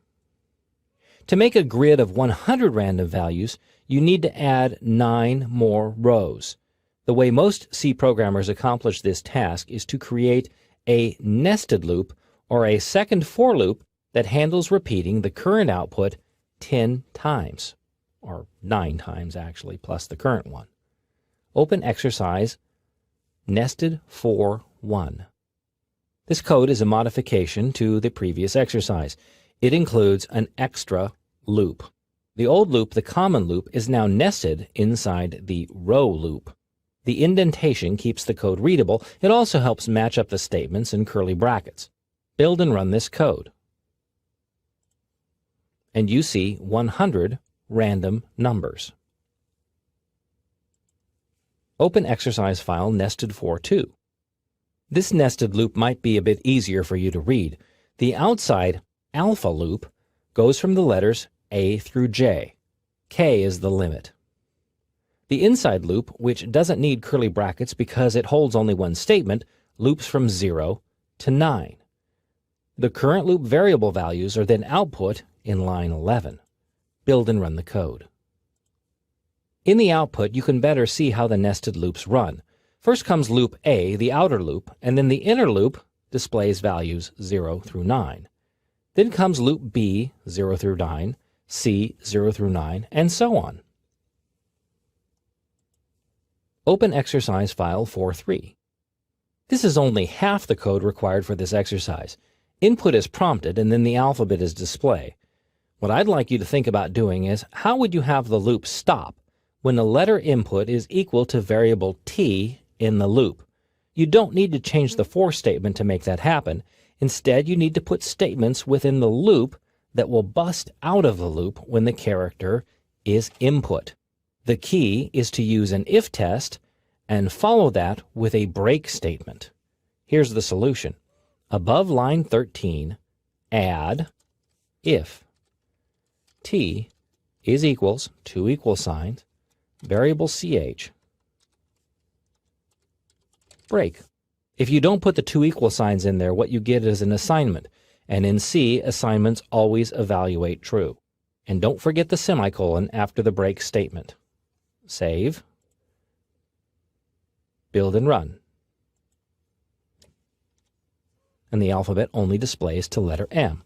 I'm going to run it a few more times so you can see what it does. We'll do X. And now we'll do something early like D. One more thing. Remember to check two items in a for statement: the looping condition and the iteration. If either is off, the loop will go on forever. The compiler doesn't check for flaws in logic. That's your job. My tip is to read the for loop statement. Set t equal to character A. While t is less than or equal to character Z, increment t. If you changed the condition to just t equals Z, for example, it would evaluate true and the loop would run forever. So watch your conditions and your iterations. The C library is brimming with functions. These functions do a lot of things, but perhaps not everything you need for your programs. Therefore, when necessary, you can concoct your own C language functions. In fact, most programs have dozens, if not hundreds, of their own functions. In this movie, I introduce you to the function. You'll see how to set up and prototype a function, how to call or access the function, and how to bail out of a function early. Like everything in the C language, a function has a certain style and various etiquettes must be followed to add a function to your code. A function has a type, a name, and arguments in parentheses. The type is a value returned by the function, its output. The name is a unique name that identifies the function. The arguments are 0, one, or more values passed to the function, its input. Here, the alpha function has no input or output, which is valid in the C language. Therefore, it's a void function. Void is a variable type, which means I have no variable type. Function count is an integer function. It generates or returns integer values. It requires no input and therefore has no arguments. Function hangup returns no value, so it's a void function. It does, however, accept a single character as input. The character is an argument, and it's referenced by variable ch. Before you can use a function, it must be introduced to the compiler. That way the compiler can check its arguments to ensure that it's being used properly. Functions are called by their name, and then parentheses. When a function is called, control passes to the function's statements. Then when the function is over, flow continues with the statement after the function call. This code contains two functions. The main function is required in every C program. You also see the blorf function. Line 3 prototypes the blorf function. This informs the compiler of the function type and arguments. The compiler can confirm that the function is being used properly by checking the prototype. Also, the prototype is a statement. It ends in a semicolon. Line 8 calls the function. It has no arguments, so the parentheses are empty. The function itself is found at line 14. This is effectively a repeat of the prototype minus the semicolon. The statements belonging to the function are enclosed in curly brackets. Build and run the code. To call the function again, you simply specify it again. Duplicate line 8 to line 9. Save, build and run. And the output appears twice. The prototype works like a definition for the function, describing how to use it before it appears in the code. You can avoid specifying a prototype, but only when you write the function before it's used. To see an example, open exercise file function2. The soup function appears above the main function. That's okay because the compiler still sees a main function in there somewhere, and it's always the first function run in the program. What's missing here is the prototype for the soup function. Build and run. And the code outputs text as expected. But try this. Move the soup function after the main function. Save. Just build. On my screen, I see one warning. Your compiler may report the misdeeds in a different manner. Either way, it's not good. You have to add the prototype. So I'm going to insert a line above the main function. Void, soup, void, and a semicolon. Save. Now build and run. No errors, and the output is the same as it originally was. Open exercise function 3. In this code, the cheers function contains its own variable, x at line 18. This variable is used only in the function here to repeat the string 3 times. Build and run the code. You cannot reference variable x outside of its function. To prove it, insert a line above line 11 that displays its value. Save the change and build. Don't even bother trying to run it because you won't.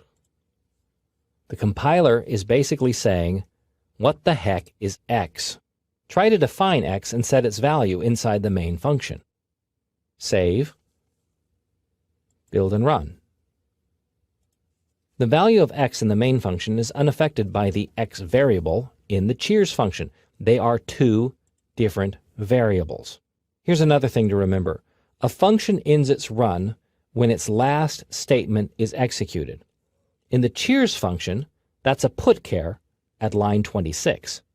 You can bail out of a function early by using the return keyword. Type return semicolon at line 26.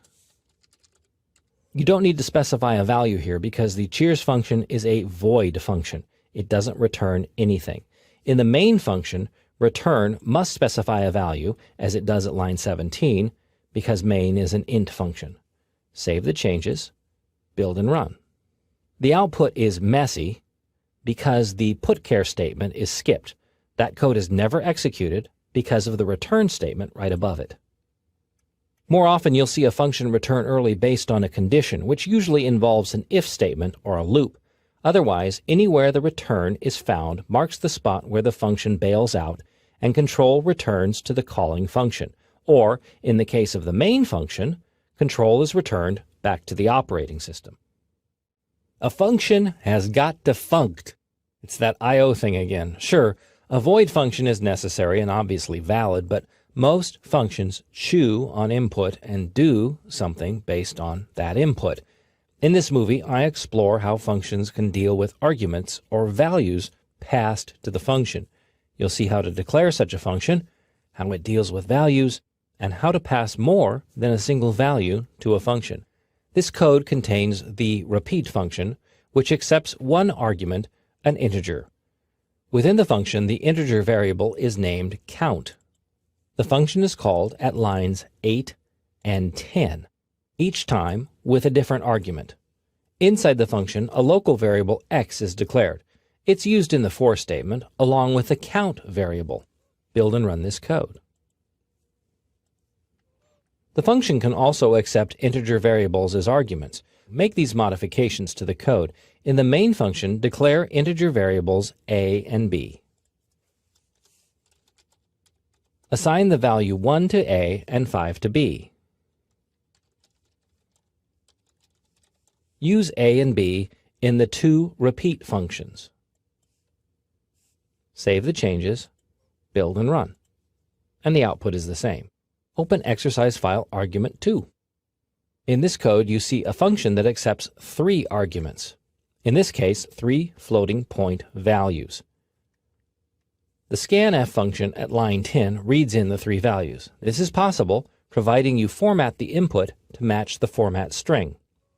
In the product function, the product of the 3 values is calculated and displayed. Build and run this code. I'm going to type 12, 13, and 15. And there's the result. There is no limit to the number of arguments a function can accept, although the more arguments, the more likely it will be to mess up the format.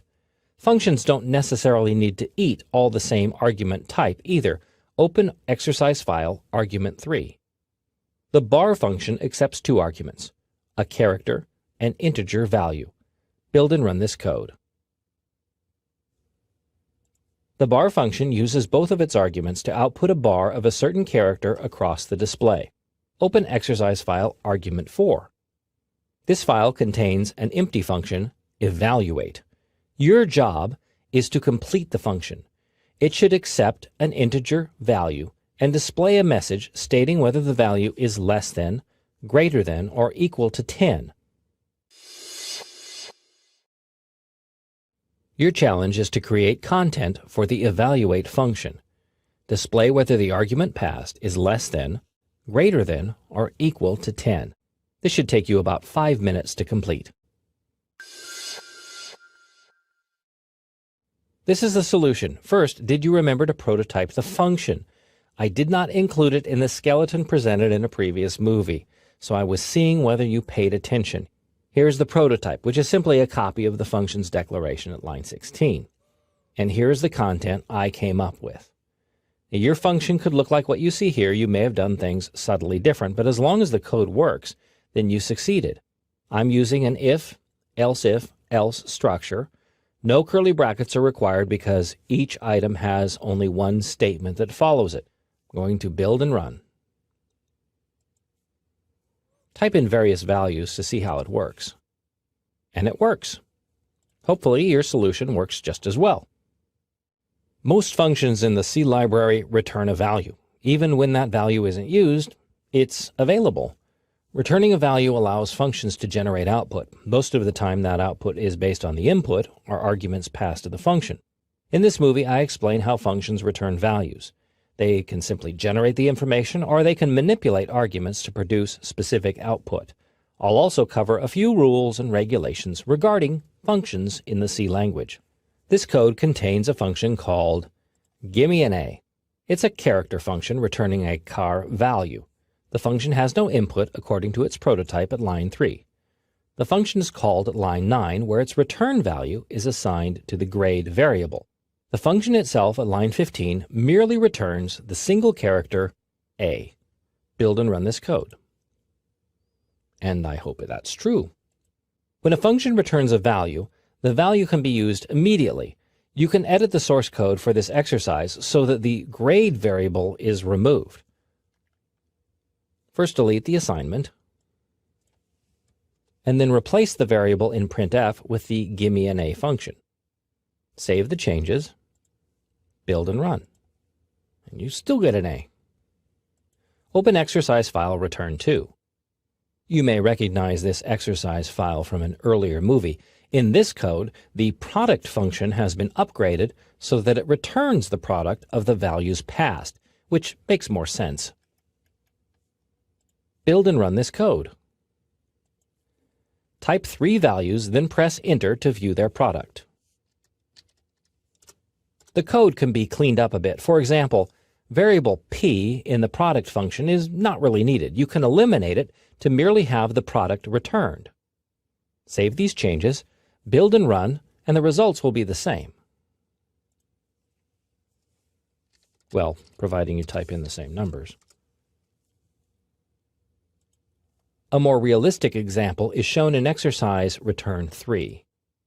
Max is kind of the stalwart of learning C. It's passed 2 values and returns the larger of the 2.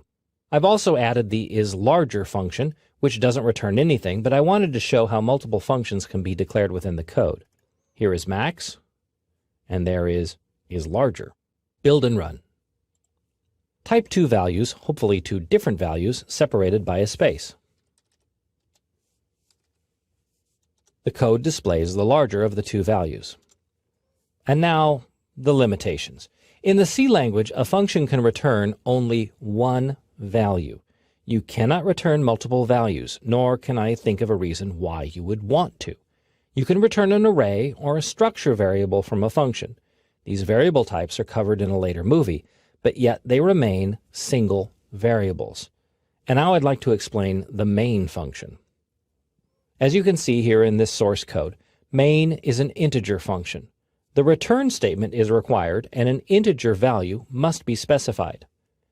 The parentheses for the main function are empty. This is a shortcut, a cheat. The compiler knows the arguments for the main function.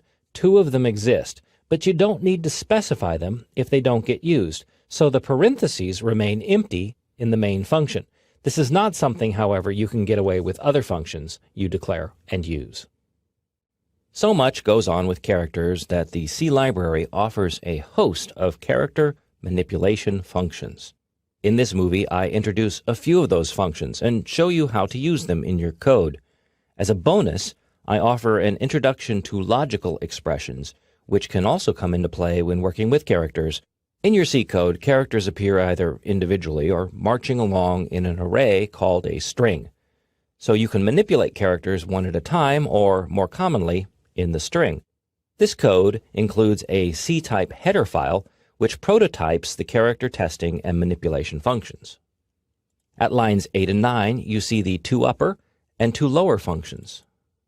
The toUpper function generates the uppercase version of a letter. toLower generates the lowercase. The results are used immediately in the printf functions.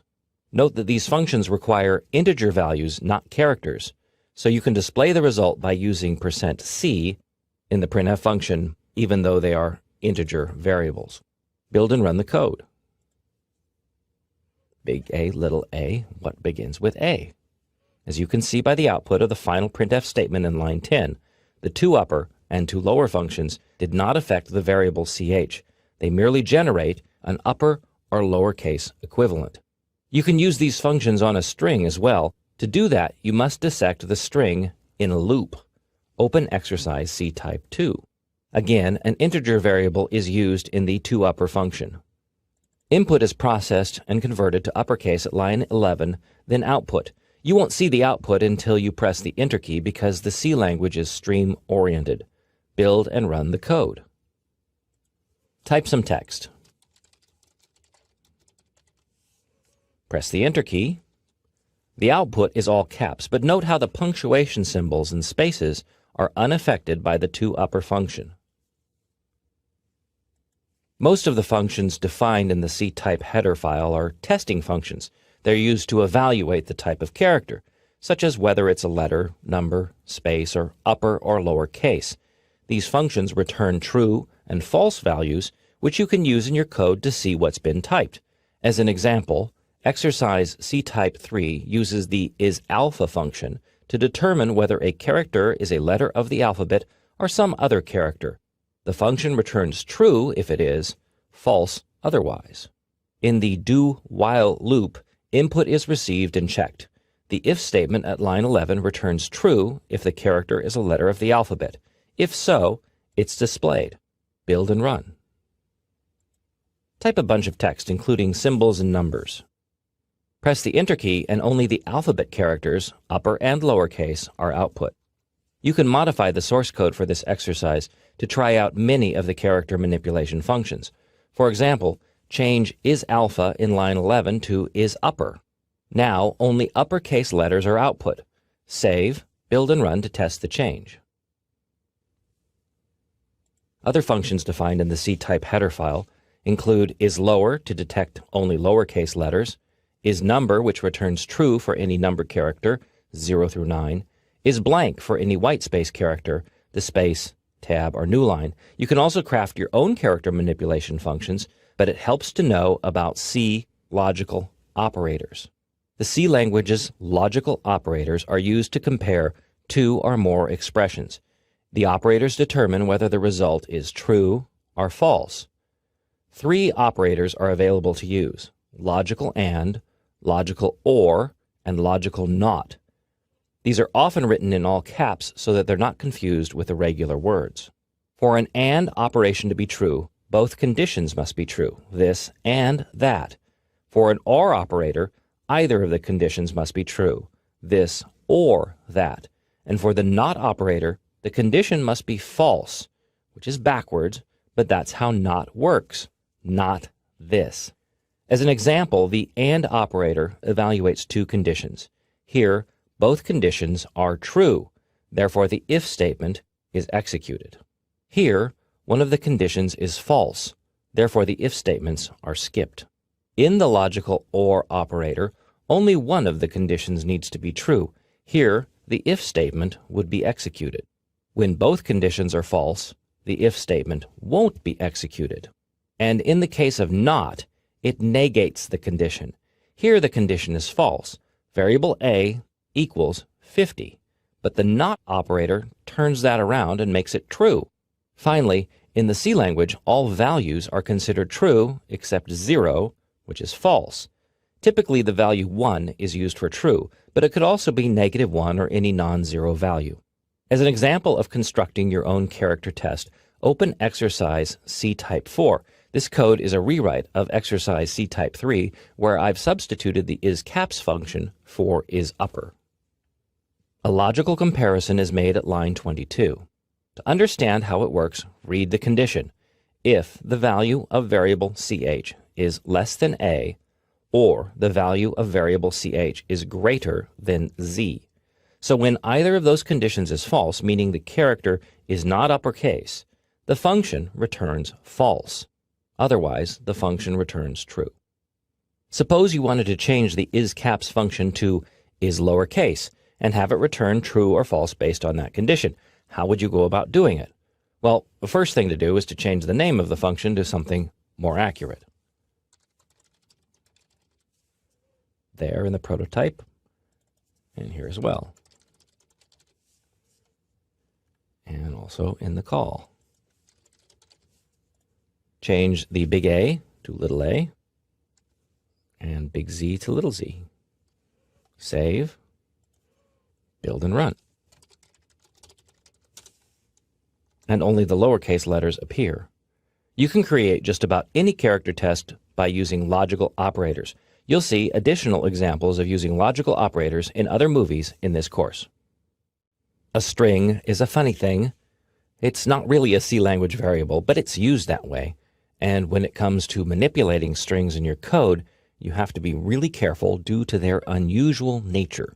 This movie discusses working with strings, I'll show you how to gather information about a string, stick strings together, compare strings, and find one string inside another. These tasks represent the more popular string manipulation functions in the C language. A string is declared at line 6.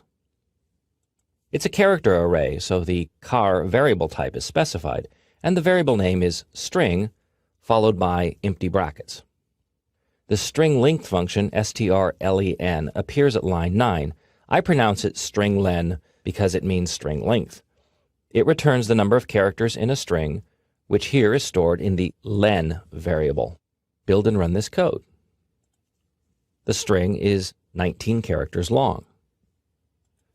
You can also count the characters in the source code, but you won't always have the luxury of knowing the exact amount. For example, what if the user types in a string? Open exercise string manipulation 2. This source code file is based on an exercise from an earlier movie. Input is fetched by using the fgets function, and then it's stored in an input buffer. Afterwards, the stringlen function fetches the length of the string. The next statement displays the results. Build and run. I'll type, and apparently that string is 20 characters long. Keep in mind that strings in C end with a null character. Storage must be allocated for that extra character. The program generates the character, but you must provide room for it in the input buffer. And the string length function does not count that character when it measures the string's length. Open exercise file string manipulation 3. This is only partial code. You and I are going to figure out how to stick these two strings, first and second, together to make another new string. In many programming languages, the addition operator does the trick. For example, would that work? Save, and then click the build button to find out. Well, that's a no. You could display both strings back to back, but that's not the solution I'm looking for. What you need to do is to stick the strings together. Now, rather than say stick the strings together, C programmers say concatenate, which comes from the Latin word for sticking two strings together.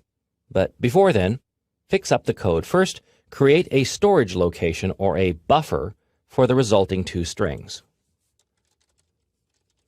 I'm just guessing at 64. I could count each string and see how exactly big they both are, then add one for the null character and set the value that way. But 64 is a holy computer number, so I'm using it instead.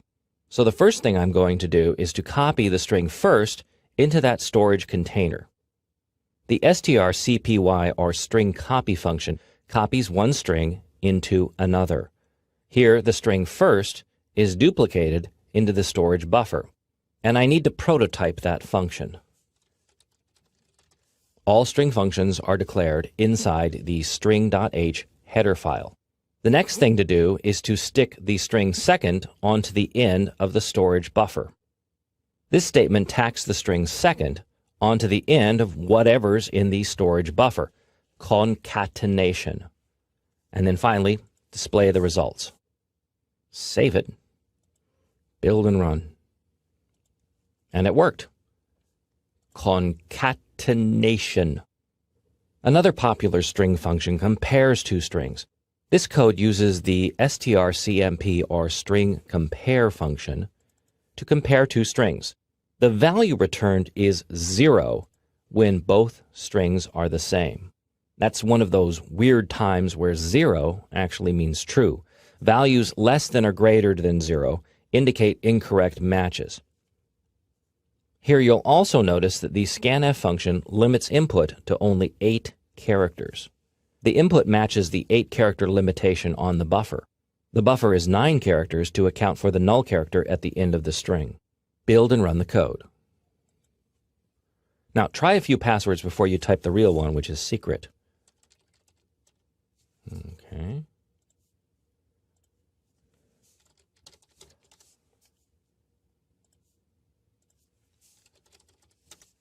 Yes. By the way, this code doesn't need the compare variable. You can remove it. Delete it thrice from the code and replace it with the function directly. Place the string compare function inside of the if statement. Save the changes, build and run. The final string function I'd like to show is called string. It's used to find one string inside of another. Open exercise file, string manipulation 5. This code uses the string function, which I call string. It's a little weird because you really need to know more about pointers to effectively use this function. That knowledge is gleaned in a later movie. For now, the string function is included as part of the if statement at line 9. It returns a pointer, or the location of the string find me in the string source string. If no match is made, then the value null is returned. Again, null is a pointer thing. Build and run the code. And the string is found. You can alter the text for the string find me to prove that the function actually works.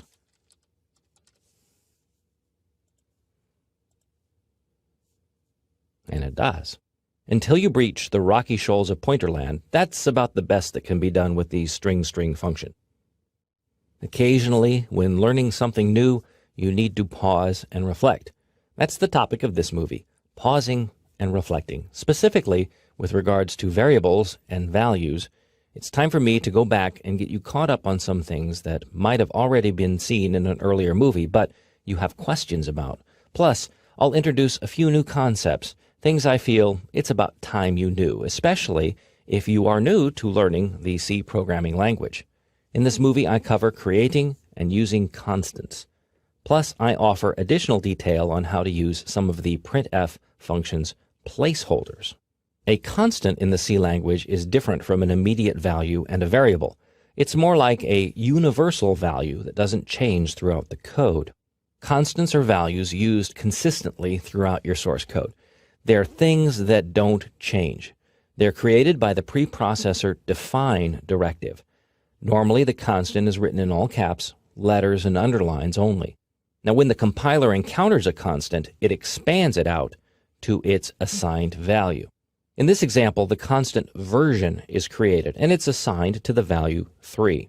The compiler converts the word version into the immediate value 3 throughout the code.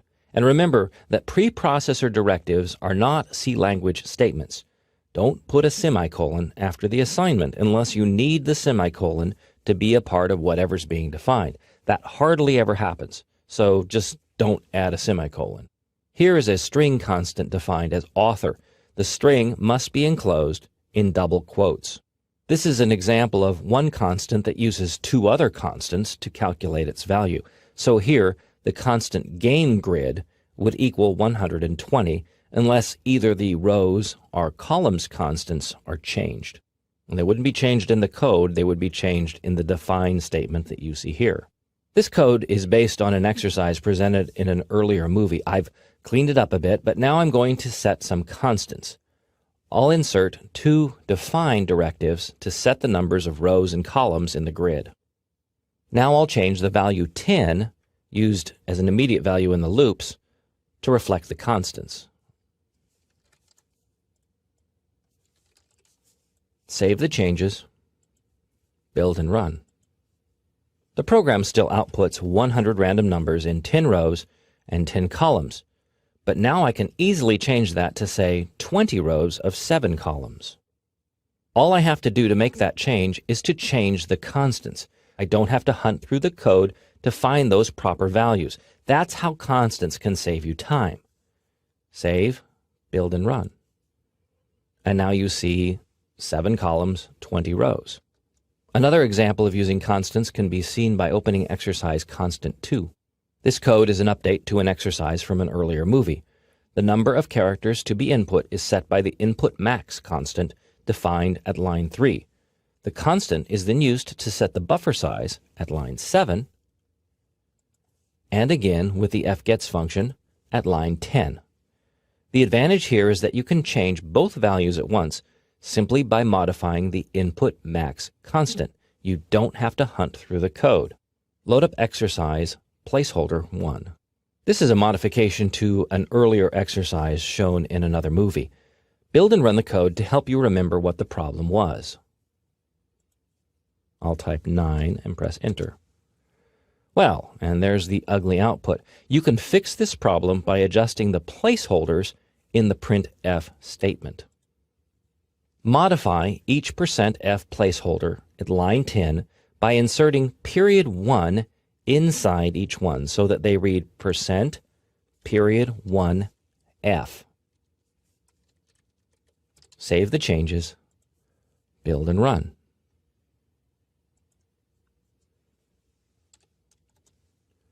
The .1 format limits floating point output to only one digit after the decimal point.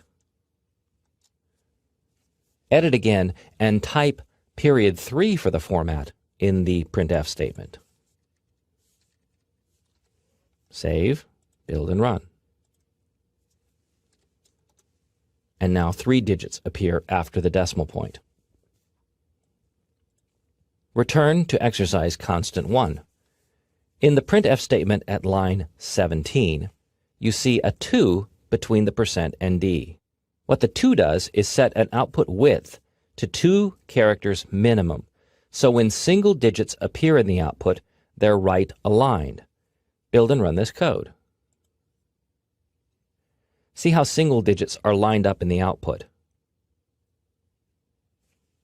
Now edit the code again and remove the 2. Save, build, and run. Now the single digits don't look right. No one expects them to line up in the tens column. The placeholders have lots of options. These can be sandwiched between the % sign and the letter.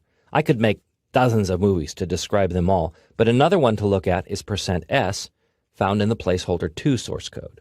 The 2 strings, right and left, are displayed by using %s placeholders, but there are extra characters between the % and the s. The 20 specifies an output width, just like the 2 did in %d. In line 8, the %20s right justifies the output, adjusting the string's location based on its length inside that width.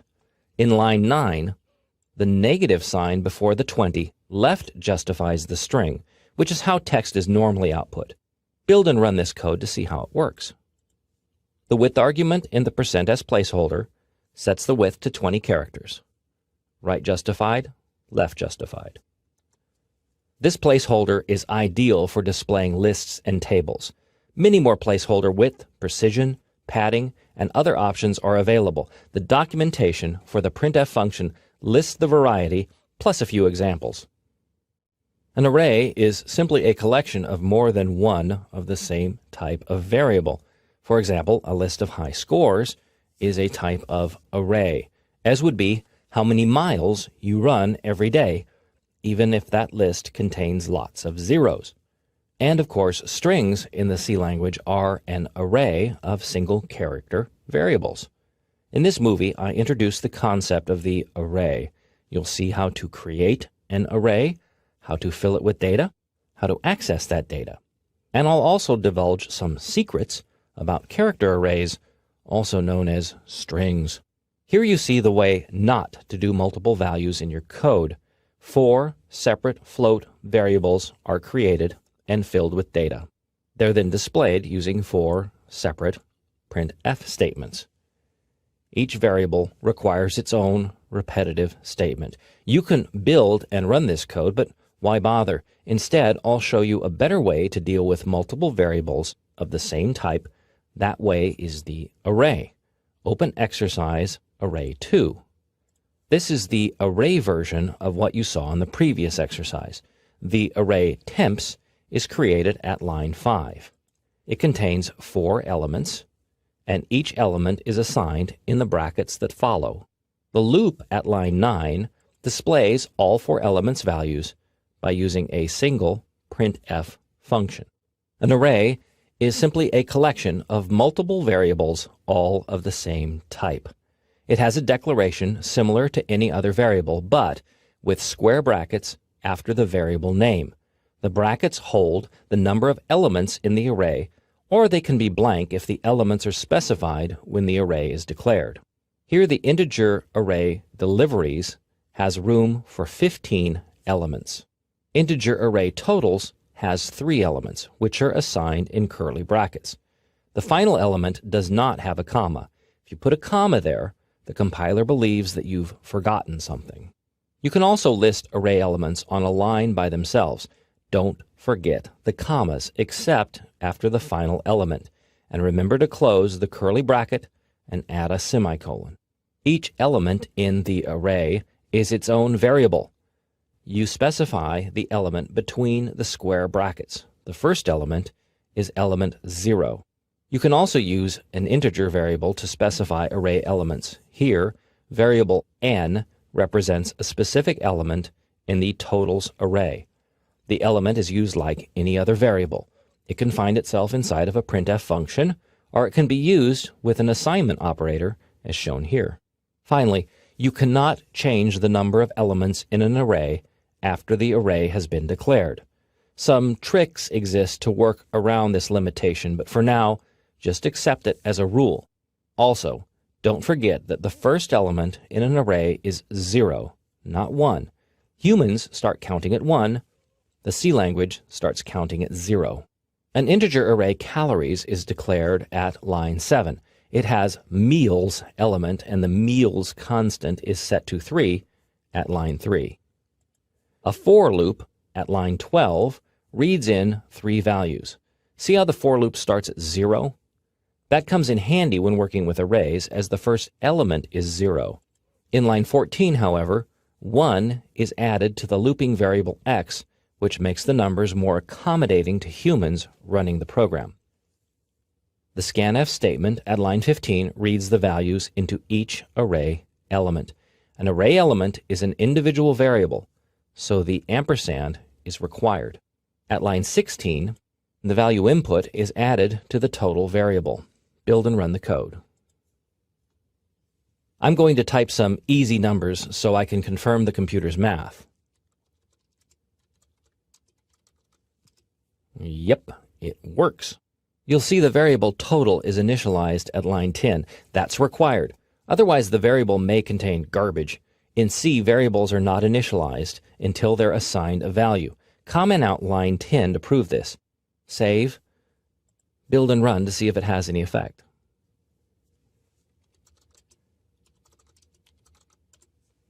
And of course, the number is off because the total variable was not properly initialized. There's an off chance that it may be correct because a random number could be 0, in which case 600 would show up. But here, you see that the total variable was somehow containing the value 52. Strings are character arrays. Normally, they're declared by using double quotes. Open exercise array 4. The character array text is declared at line 5. This is really simple, and it's one of the best ways to declare a string or character array. Open exercise array 5.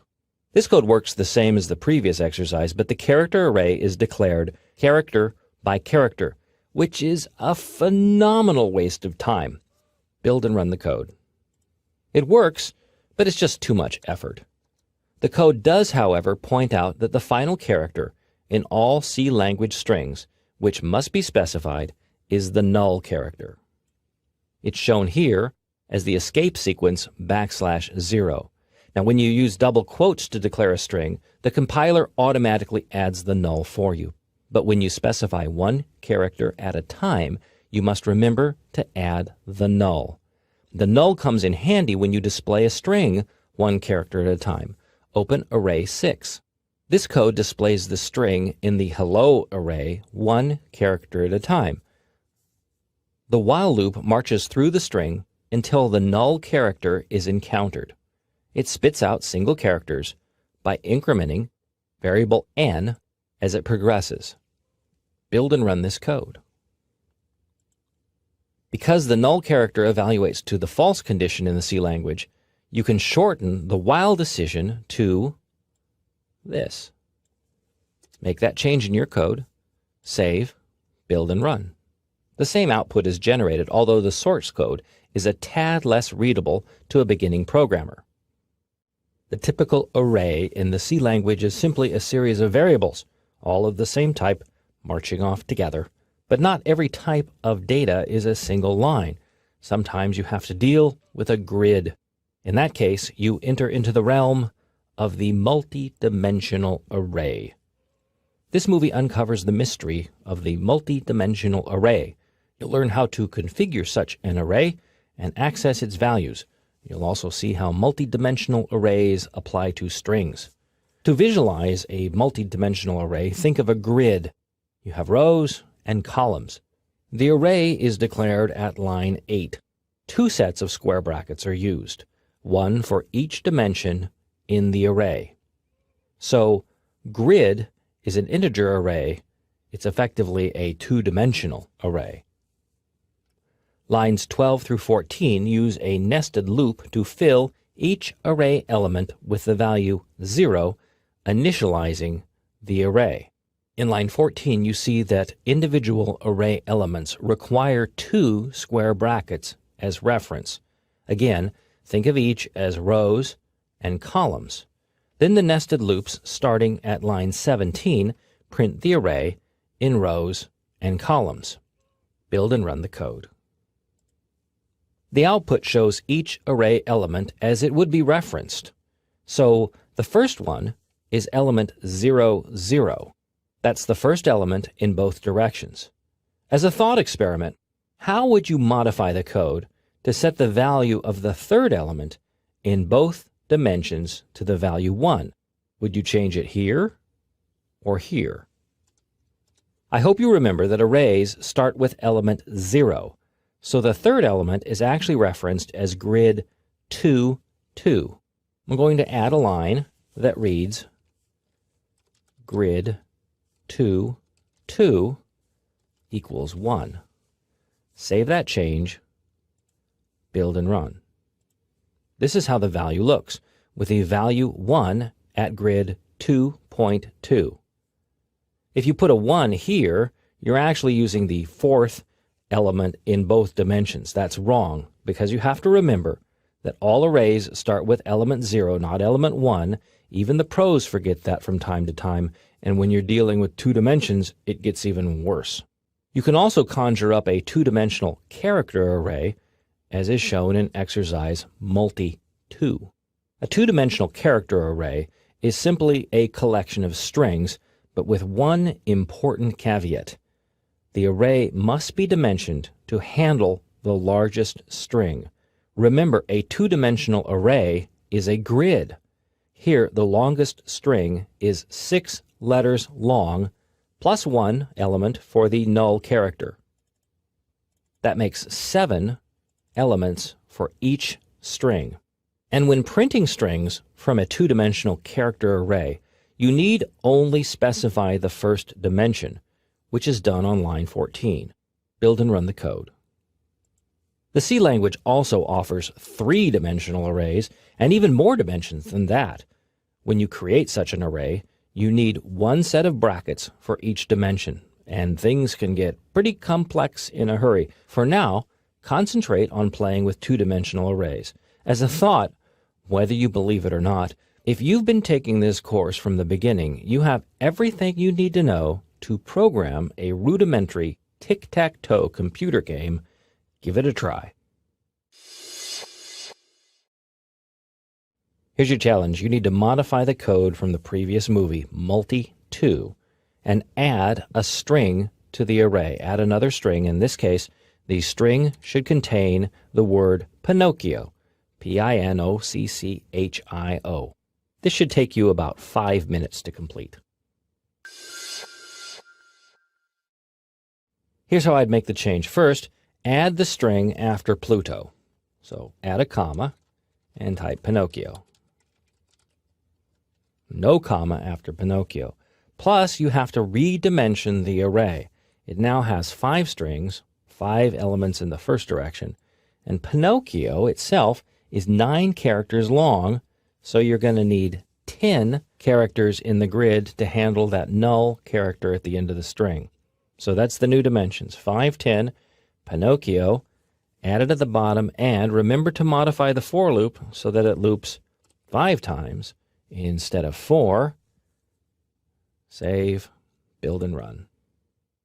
Another variable type in the C language is the structure. It's actually a combination of existing variable types, all tied together into a single unit. A structure variable simply has many parts, like a record in a database. This movie presents the concept of the structure. You'll see how to set up a structure, create structure variables, and how to access structure members. I'll demonstrate how to fill data into a structure, as well as the interesting idea of placing one structure inside another. This isn't complete code, of course, but it shows you how a structure can be created in the C language. The keyword struct is followed by the name of the structure. In this case, the name is record. The structure members are contained in curly brackets, each ending with a semicolon, because the whole deal is a statement. The structure members are variable declarations. Inside this structure, you'll find an int and a float member. The int member is named account. The float member is named balance. By itself, the structured declaration merely creates a type of structure, like a new type of variable in the code. To use the structure, you need to declare a variable of the structure type. So on line 9, I'm going to type struct record mybank.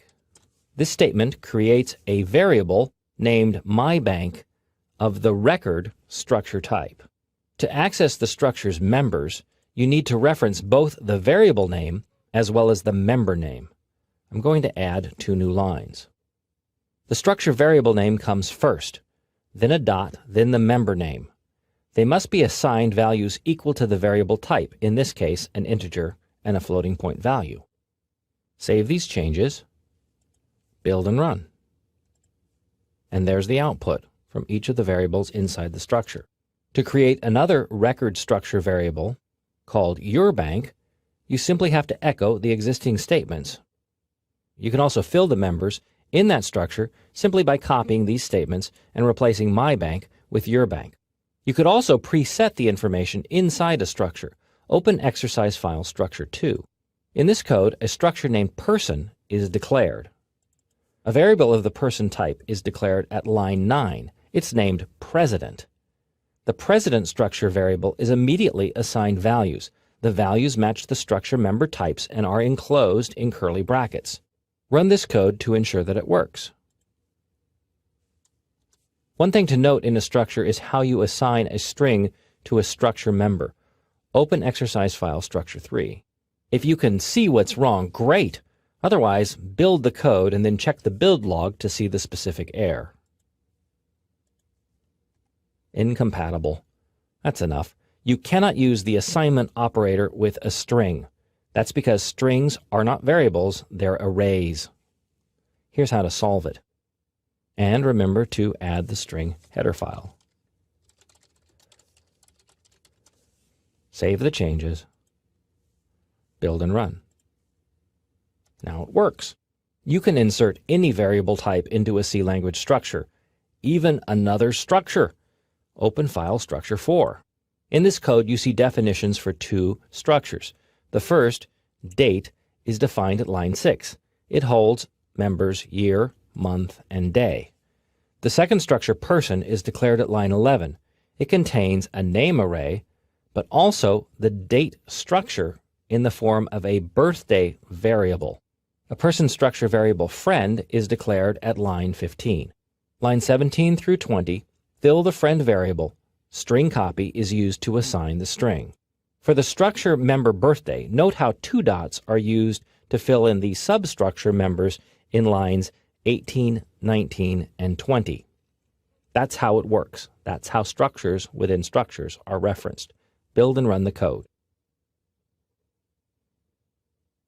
By the way, most programmers will declare a structure and then create a structure variable in the same statement. You can do that here on line 14. Specify the variable name friend at the end of line 14, then remove line 15. Save the changes, build and run. The output is the same. I prefer not to use this shortcut in my own code in that I find it less readable, but you're free to use it and you'll see it quite frequently in other C code. I've yet to encounter a programmable device that didn't have some sort of internal clock. A computer has a clock, and thanks to the internet, modern computers keep accurate track of the time. When your code needs to access that information, you dip into the C language library's assortment of time functions. In this movie, you'll see how time functions work in the C language. You'll learn how to check the time, read time values, and how to gather information about the current date. This code uses the direct value generated by the time function, as shown by the second argument in the printf function at line 6. You'll see that the placeholder is LD, which is a long integer value, or a very large integer. That's the type of value returned from the time function. The time function itself requires an argument. Here I'm using the null pointer constant to keep the function happy. Also keeping the compiler happy is the inclusion of the time header file at line 2. Build and run this code. So this value is the current time. It's actually what's referred to as the Unix epoch time, or the number of seconds that have elapsed since January 1st, 1970. To be relevant to a human being, the number is going to need some work. Oh, and by the way, this value has been used in previous movies as the seed number for the srand function. It's the same deal. In fact, if you run the program again, you'll see a different value generated. Normally, the value returned from the time function is saved. It's a long integer value, but the variable type is known as time t, which is spelled time underscore t. Insert a new line in the code to declare variable now as a time t type. To assign a value to the now variable, you must specify it as an argument in the time function. Yes, that's backwards, but several functions operate that way, including scanf, and like scanf, you must prefix the variable with an ampersand. And change the printf statement so that the variable now appears as the second argument.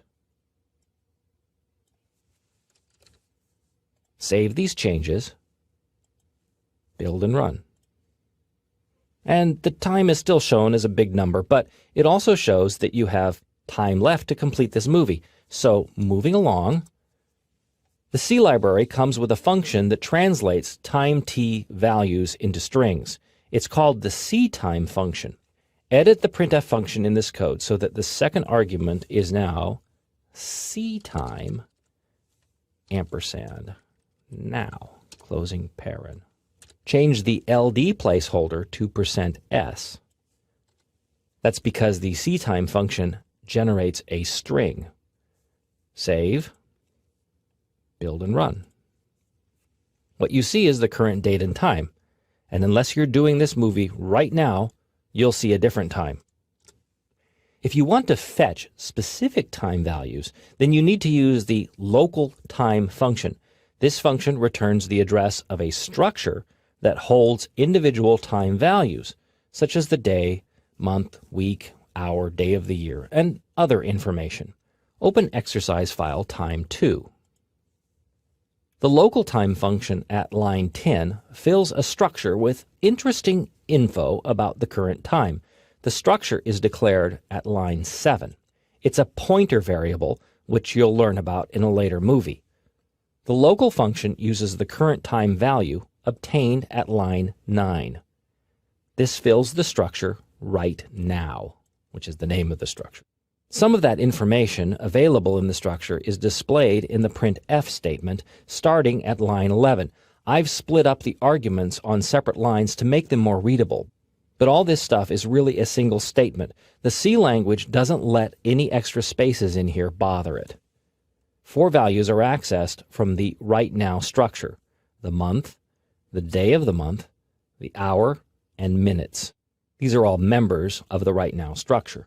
You see that the period structure member operator isn't used here. This is the member operator used for structure pointer variables. Build and run the code. Now you may notice that the month value is off. That's because C starts counting at 0, and the first month of the year, January, is month 0. You can fix this code by adding 1 to the value returned from the right now structure. Other adjustments can be made as well. For example, if the current time is less than 10 minutes after the hour, then it appears as a single digit. Fix that by adding 02 to the %d placeholder. This argument increases the output width of the integer to 2 places, plus it'll prefix a 0 when the output is only 1 digit long. Save this change, build and run. Of course, the current time doesn't show that because it's 18 minutes after the hour. But if it was 8, the time would show up as 11:08, and the month is displayed correctly. A variable is a container for some type of data. In the C language, that container holds an integer, floating point, character, or other value. But philosophically speaking, what actually is a variable? In this movie, I help you explore the concept of the variable. You'll see various ways a variable is described, how to determine its size, and its storage location. In the typical C language variable declaration, you learn 2 tidbits about the variable: its type and its name. Here you see an integer variable declared. It's an integer variable, int, and its name is a. The variable is uninitialized or never assigned a value. Even so, you can use it in the code as is shown in line 7. Build and run the program. On my screen, the value of a is equal to 50. You might see the value 0, although that's just random. Unlike other programming languages, C does not initialize variables as they're declared. Internally, the program allocates a chunk of memory to store the variable's information. That chunk isn't initialized. It's not set to 0. It's just some location in memory, and whatever value is already there is immediately absorbed by your variable, as shown in the output here. The moral of the story is to always initialize variables before you use them. You can make a fix in this code by adding a line. Save that change, then build and run. Now the output is predictable. You also know something else about the variable: its value. 2 additional tidbits about the variable can be obtained by using special C language operators. The first is the size of operator. Size of is a keyword, but it's considered an operator. What it does is to return how many bytes of storage are used by a specific variable. That information may seem trivial, but it does come into play often in the C language. Open exercise file var2. Variable a is not initialized here, but that's not an issue because it's not used. The size of operator is used in the printf state. The size of operator simply evaluates variable a as an int variable to return the storage space it occupies. The size of operator returns a long, unsigned integer value. The placeholder required for that value is %lu. Build and run. On this system, an integer occupies 4 bytes of storage. That's typical today, but 20 years ago, an integer used only 2 bytes of storage. Change int to char in the code, both at line 5 and in line 7 in the printf function. Save, build and run. A character occupies only 1 byte of storage. Now change to float to see how big that variable type is. Save, build and run. On this system, a floating point variable occupies 4 bytes of storage. A long integer or long int value is designed to store really huge integers. To see how big it is, change float to long in the code. Save, build and run. On this system, a long integer occupies 4 bytes of storage, which is the same as for a regular integer. But on some systems, you may actually see 8 bytes of storage used for a long integer value. Likewise, a double value has twice the precision of a float. change long to double in the code. Save, build and run. Here, you see that the double does indeed occupy 8 bits of storage. By the way, you don't need to change the placeholder for any of these redeclarations. That's because the size of operator is what returns the long unsigned integer value, not the variable itself. Other information you can gather about a variable includes its memory location. That tells you specifically where the variable's data, that 1, 4, or 8 bytes of storage, where that data is located. To fetch a variable's memory location, use the ampersand operator. You've already seen this operator used in the scanf and timef functions if you've watched earlier movies. Open exercise file var3. 3 variables are declared in this code: an integer, a character, and a floating point value. These variables are not initialized because they're not used, but the program does allocate space for them at various locations in memory. To access those locations, the ampersand is prefixed to the variable name. To display the address, use the %p placeholder in the printf statement as shown at lines 10, 11, and 12. Build and run this code. The address values output will differ from machine to machine, and even their format will appear differently on different computers and different operating systems. Here you see the memory locations for those 3 variables. At this point, the information may seem trivial, but it does play a major role when it comes to pointers, which are perhaps the scariest, most dreaded thing in all of the C language. I know many C programmers who spend their careers artfully avoiding pointers, which is possible, but not smart. Pointers are puzzling, yet I hope this movie clears the air for you. I'll explain what a pointer is, how it's used.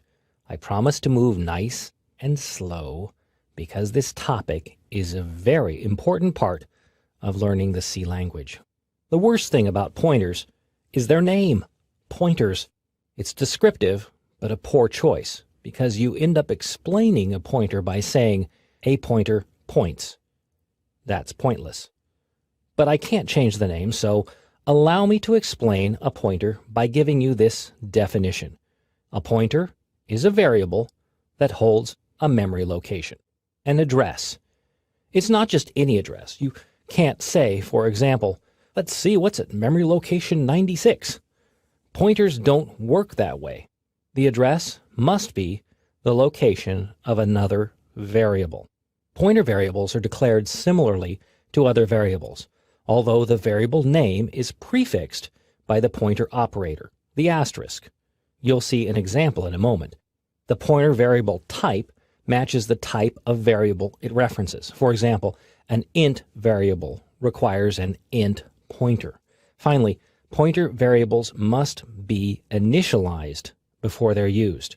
This is true of all variables in the C language, but especially so for pointers. Lots of weird errors happen when a pointer isn't initialized. I can't repeat it enough.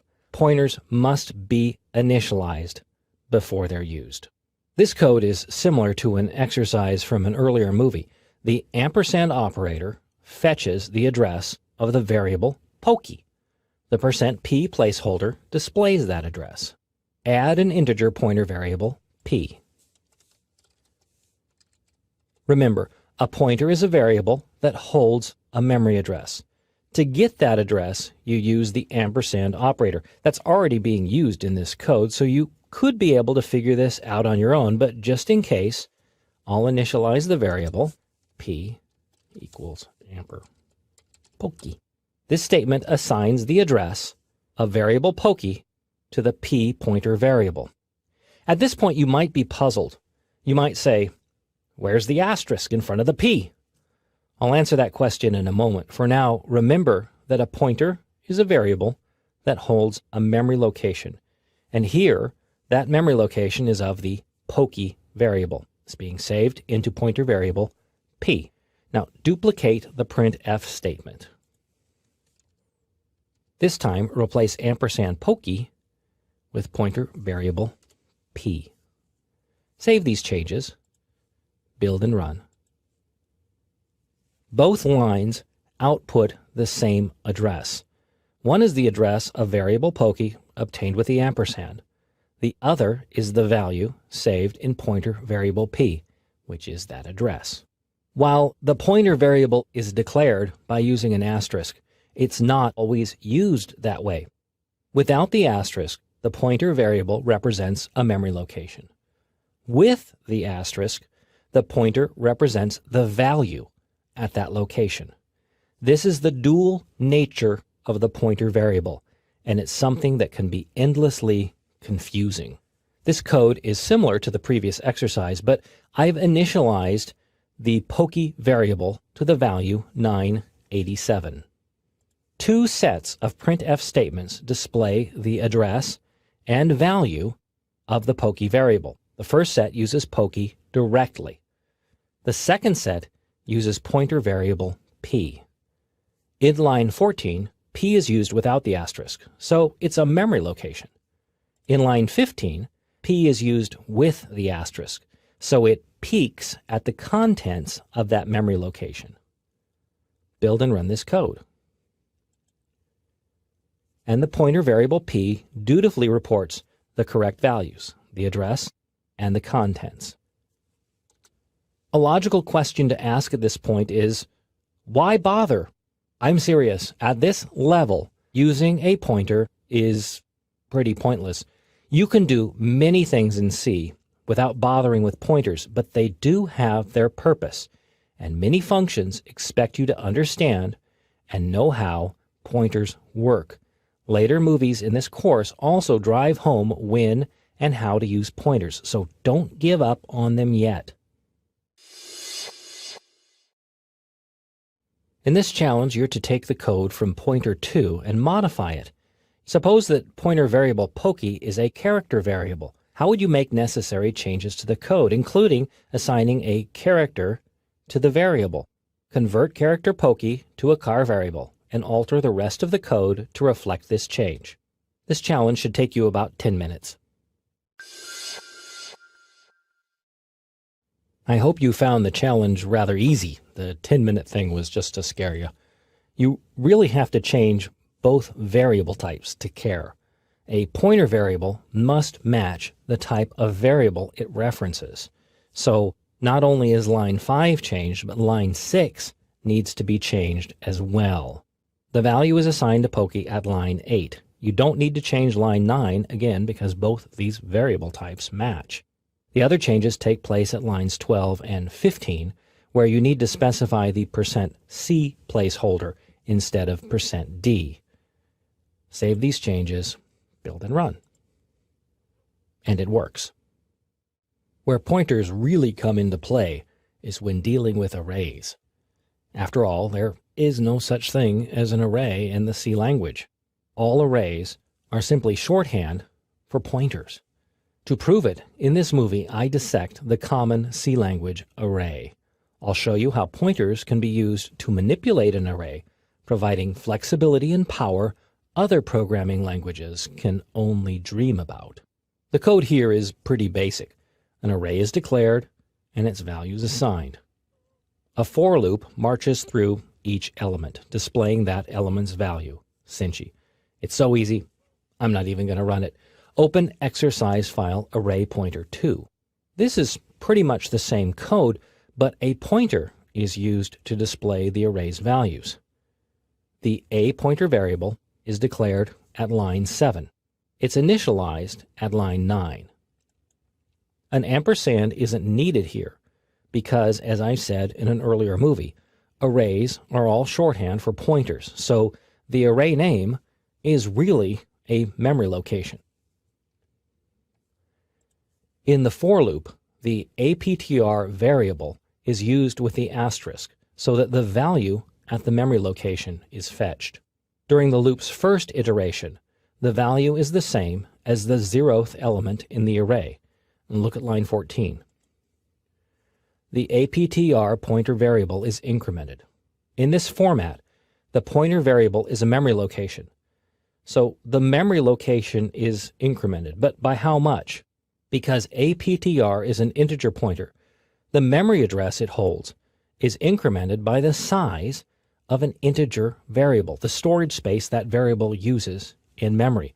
Conveniently, that happens to be the location of the next element in the array. Build and run the code. And it works. The output is the same as it would have been for the previous exercise had you bothered to build and run that code. The pointer variable is used to march through the array. The advantage here is that pointers can be used to manipulate array data, and pointers are variables. Go back to the first source code file, array pointer 1. Add a new line below 9.6 to create the pointer variable. And initialize the variable as was done in the other exercise. Now, the tricky statement. Set the value for the third element to 0 by using the pointer variable. The pointer variable is already referencing the first element in line 9. To reference the third element, you need to add 2 to its value. And to assign that memory location the value 0, you use the asterisk operator. The rest of the code can remain the same. Save, build and run. And the third element is now 0. It has been manipulated by using a pointer. Most C language programmers will combine the statements at line 10 and 11 into a single line. It looks like this. You need to use parentheses because the pointer location math must happen before the asterisk references the value. Save the changes, build and run. And the output is the same. You'll see this type of shorthand notation used a lot. The main reason is that it doesn't affect the value of the APTR pointer variable, which still references the base address of the array. Perhaps the best way to demonstrate pointer and array manipulation is to use strings instead of numeric arrays. Open exercise array pointer 3. In addition to declaring a string as a character array, you can also declare a string as a char pointer variable. The compiler makes the assignment, but the variable created is a pointer. In this code, the pointer variable is used, just like an array name, here in the puts function. Build and run to confirm that this approach is not crazy. Now this begs the question that if you're afraid of pointers, how would you display this string one character at a time? Open exercise array pointer 4. Yes, this is the chicken way to do it. And it works because array notation is simply shorthand for pointers. In fact, many C programmers would do exactly as you see here, which is to use array notation to display the string. Build and run.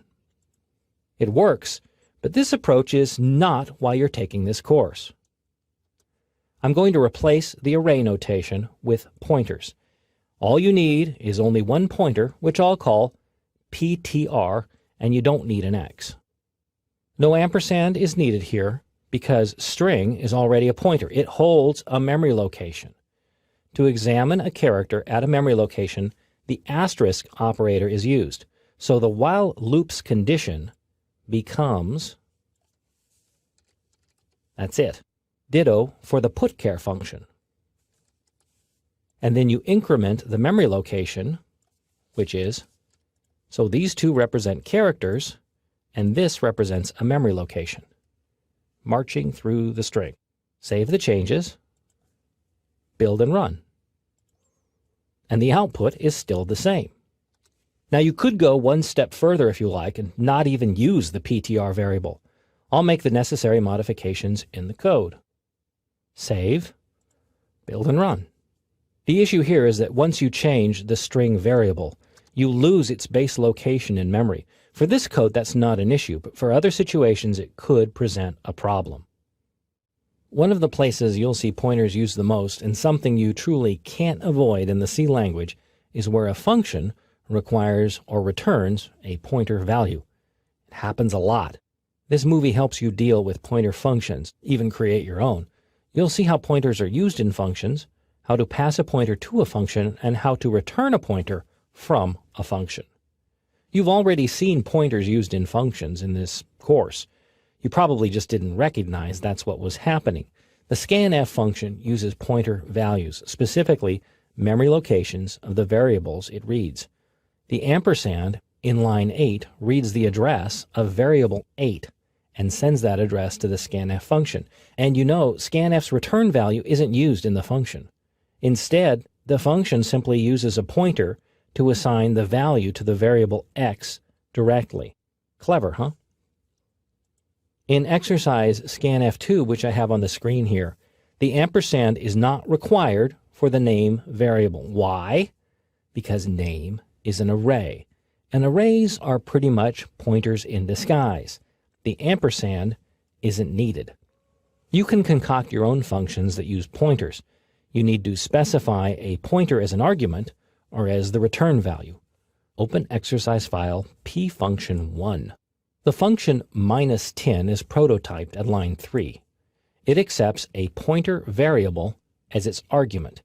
Pointer variable is a memory location, so it accepts the address of a variable as the argument. The address of variable value is passed to the function at line 10. The ampersand operator is what fetches the address. In the function, the asterisk operator is used to change the value of the variable passed. Nothing needs to be returned because the variable's value is directly accessed in memory. Build and run the code. The variable's value is affected by the function, even though only its address was passed to the function and the function didn't return anything. Open exercise pfunction2. In this code, a pointer function is declared. Longer returns a character pointer or the address of the start of a string in memory.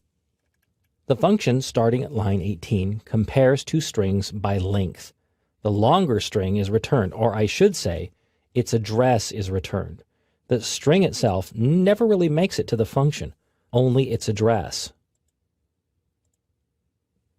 The address returned by the longer function is stored in the result pointer.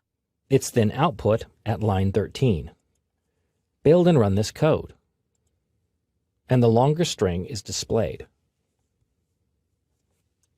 You can also manipulate strings in functions. Again, you're not passing the string itself, merely its starting point in memory. Open exercise file pfunction3. This code is another example of string manipulation by using pointers, where the function doesn't really need to return any value. The shouting function at line 19 takes a string and munches through it, one character at a time.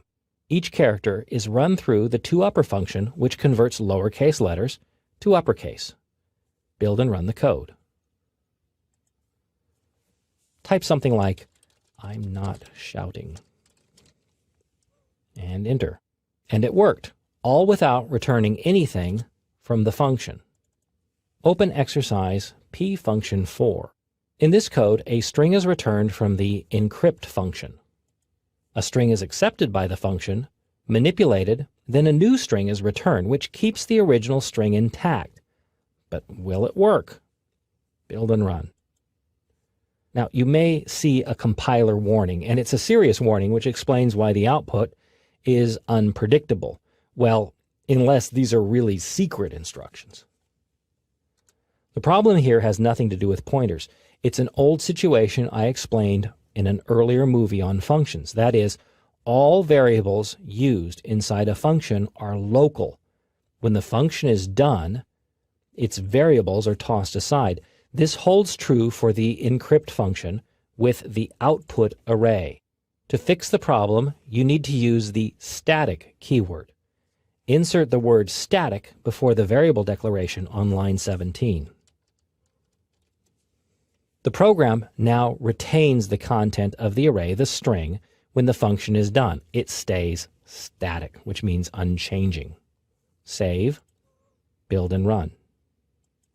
Only the address of the string is returned by the encrypt function. The rest of the characters exist in memory and are accessed by the printf function.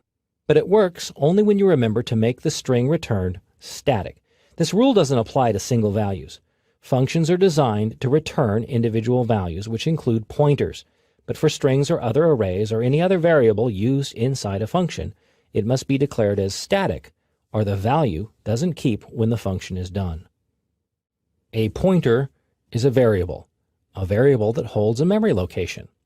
As a variable, it's possible, although terrifying to some, to place pointers into an array.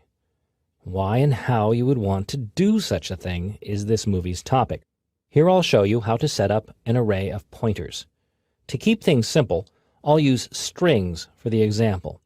You'll see how to access strings, evaluate the strings, and convert them from array notation into pointer notation. A pointer array is simply a collection of memory addresses. So how do you get to the situation where you need an array of addresses? One of the best examples is to use an array of strings. Here you see a pointer array. It contains room for 5 memory locations. Those locations are preset to the strings listed. In effect, the declaration is for an array of strings, although that's not technically correct. The strings are displayed by using a for loop at line 14. Build and run this code. And each string is displayed. To prove that the array is a clutch of memory locations, modify the code. In line 15, change the %s to %p. Remember that %p is the memory location or address placeholder. Save the change, build and run. And now you see a series of memory locations. Because the compiler allocated space for the strings and stuck null characters on the end, each memory location does reference a string. By the way, this method of storing multiple strings is far more efficient than declaring a two-dimensional array. In that case, you must declare the array so that each string occupies as many characters of storage as the longest string. Here, in this pointer array declaration, that's not an issue. Open exercise p-array2. This code is another version of the previous exercise. Here, the for loop moves through each pointer in the array. For each iteration, the pointer variable cptr is assigned to the base address of each string. A while loop then churns through the strings one character at a time. Build and run this code. The output is the same, although the method of printing each string was different. It's actually kind of crazy. Pointer variable cptr is used to display each character by walking through the memory locations where the characters are stored. Now, something bothers me about this code. Yes, it's line 17, if you haven't picked it up already. It uses array notation. That was very cowardly of me to do so. A better solution would be to convert this heinous notation into pointer notation. To do so, make this change to the code. This notation uses the memory addresses stored in the gang variable, which you saw displayed in an earlier exercise. So the memory locations are used, not the string. Then the value x is added to each, and each time the loop references the next array element, which is the base address of a string. It has to be enclosed in parentheses because the memory location is manipulated first, and then the contents of that location, the asterisk fetches the string, is referenced later. Save this change, build and run. The output is the same. More can be done with pointers here, and I could broach upon the topic of pointers to pointers and all that double asterisk notation, but that's more of a topic for an advanced course. In fact, here's a tip. When you see the dreaded double asterisk pointer notation, it's almost always a sign that you're dealing with an array of strings, or specifically, an array of memory locations for each of those strings.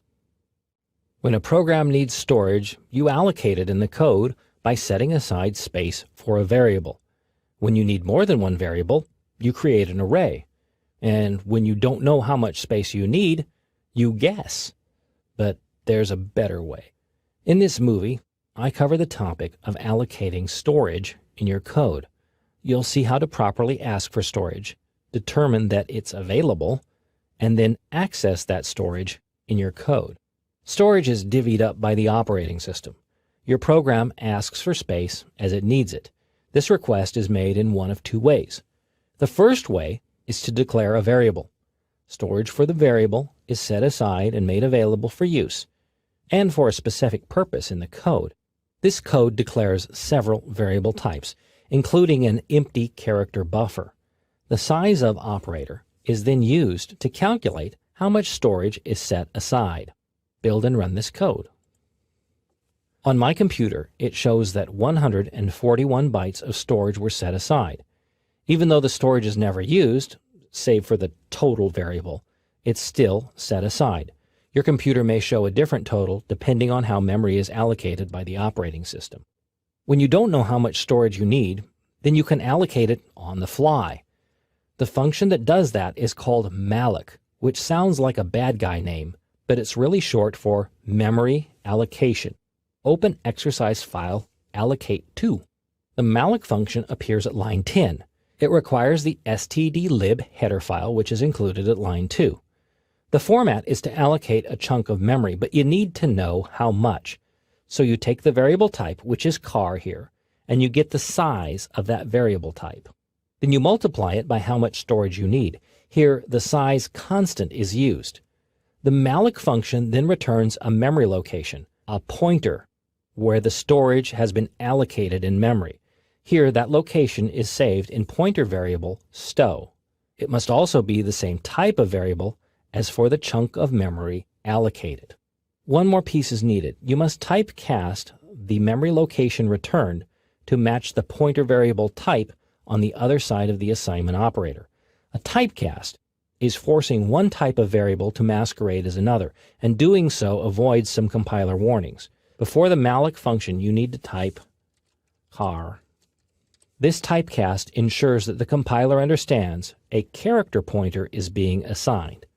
That's char, which is the variable type, and the pointer operator, which ensures that it's a memory location. Save this change, build and run. And 1024 bytes of storage are allocated at a given memory location. If they weren't allocated, then the malloc function would have assigned a null pointer value to variable stow. That condition is checked for in line 11. Always check for this condition. You can use the null constant. You don't want a program to use memory that's not available. Here is your challenge. Take the code for allocate2, modify it so that input is accepted and assigned to the storage allocated, the 1024 characters. Then display the text you stored. This challenge should take you about 10 minutes to complete. Here are my changes to the allocate2 source code, which allow for the 1024 characters of storage to be used. In the else group of statements, I'm going to add printf type something. And I'm going to fetch input, which has been done in earlier programs. Storage location, amount of characters, and standard input. And then display it. Using the buffer. That's it. Save the changes, build and run. Now type something interesting. Press enter. There it is. The text is stored in a memory buffer allocated while the program was running. When your program needs memory, you can allocate it on the fly. That includes memory for any variable type, array, or even a structure. In this movie, I demonstrate how structures can be created using pointers with their memory allocated as the program runs. In this code, storage for a structure is allocated. The structure has to be defined first, which happens at line 6. Remember that a structure itself isn't a variable. It's simply a declaration of what the contents of a structure would be. In this case, the members are month, day, and year. At line 11, a pointer variable for that kind of structure is created. The pointer is a memory location. It's not the structure. Storage for the structure is allocated at line 13. Courtesy of the malloc function. See how the size of operator is used to allocate enough storage for the structure itself. And the structure's name is used, not the structure pointer variable. Assuming that the structure is created, lines 20 through 25 fill the structure. Now, because the structure is referenced by a pointer, the structure pointer member operator is used. It's a dash greater than operator. Even so, the variable being referenced by this operator isn't a pointer, so the ampersand is required inside the scanf function. The printf statement at line 27 displays the results. Build and run the code. I'll type in my own birthday info. And there it is. This type of memory allocation for a structure plays a key role in linked lists, which is a topic for a later movie. Linked lists are considered an advanced C language topic. That's because the linked list construction uses pointers and memory allocation. It's also a bit crazy to describe, so I will be patient. In this movie, you'll see how a linked list is set up and configured. I'll demonstrate how it's used and how to access its members. All this will be shown one step at a time, so hang on. In this code, the stats structure is defined. A pointer to that structure is declared at line 10. Memory is allocated for the structure at line 14. The structure is filled on lines 22 through 24. Finally, the printf statement starting at line 27 displays the structure's values. Build and run this code. I'll type in a pitiful amount. And it works. Say you wanted to create more of these structures by allocating additional chunks of memory. You could put them into an array. An array of structures is something that's completely possible in the C language. But how big would you make the array? If you run a bank and you need this code to keep track of the accounts, you obviously don't want to keep paying a programmer to continuously make the array larger.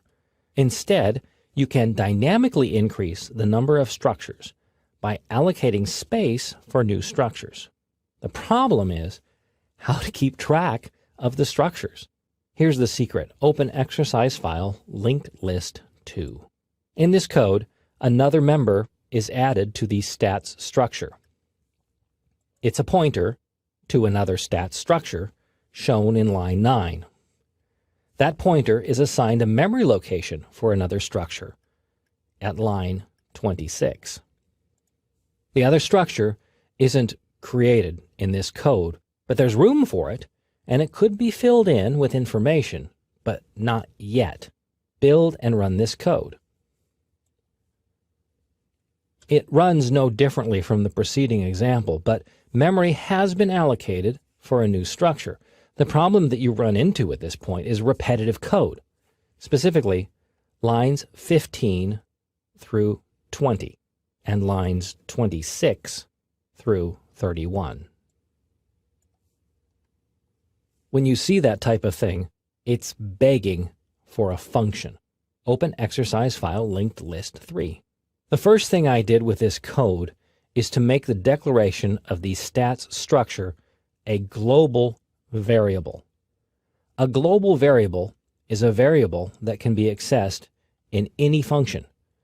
For a linked list, the structure pretty much has to be global because all the functions in the code need to know the structure's definition.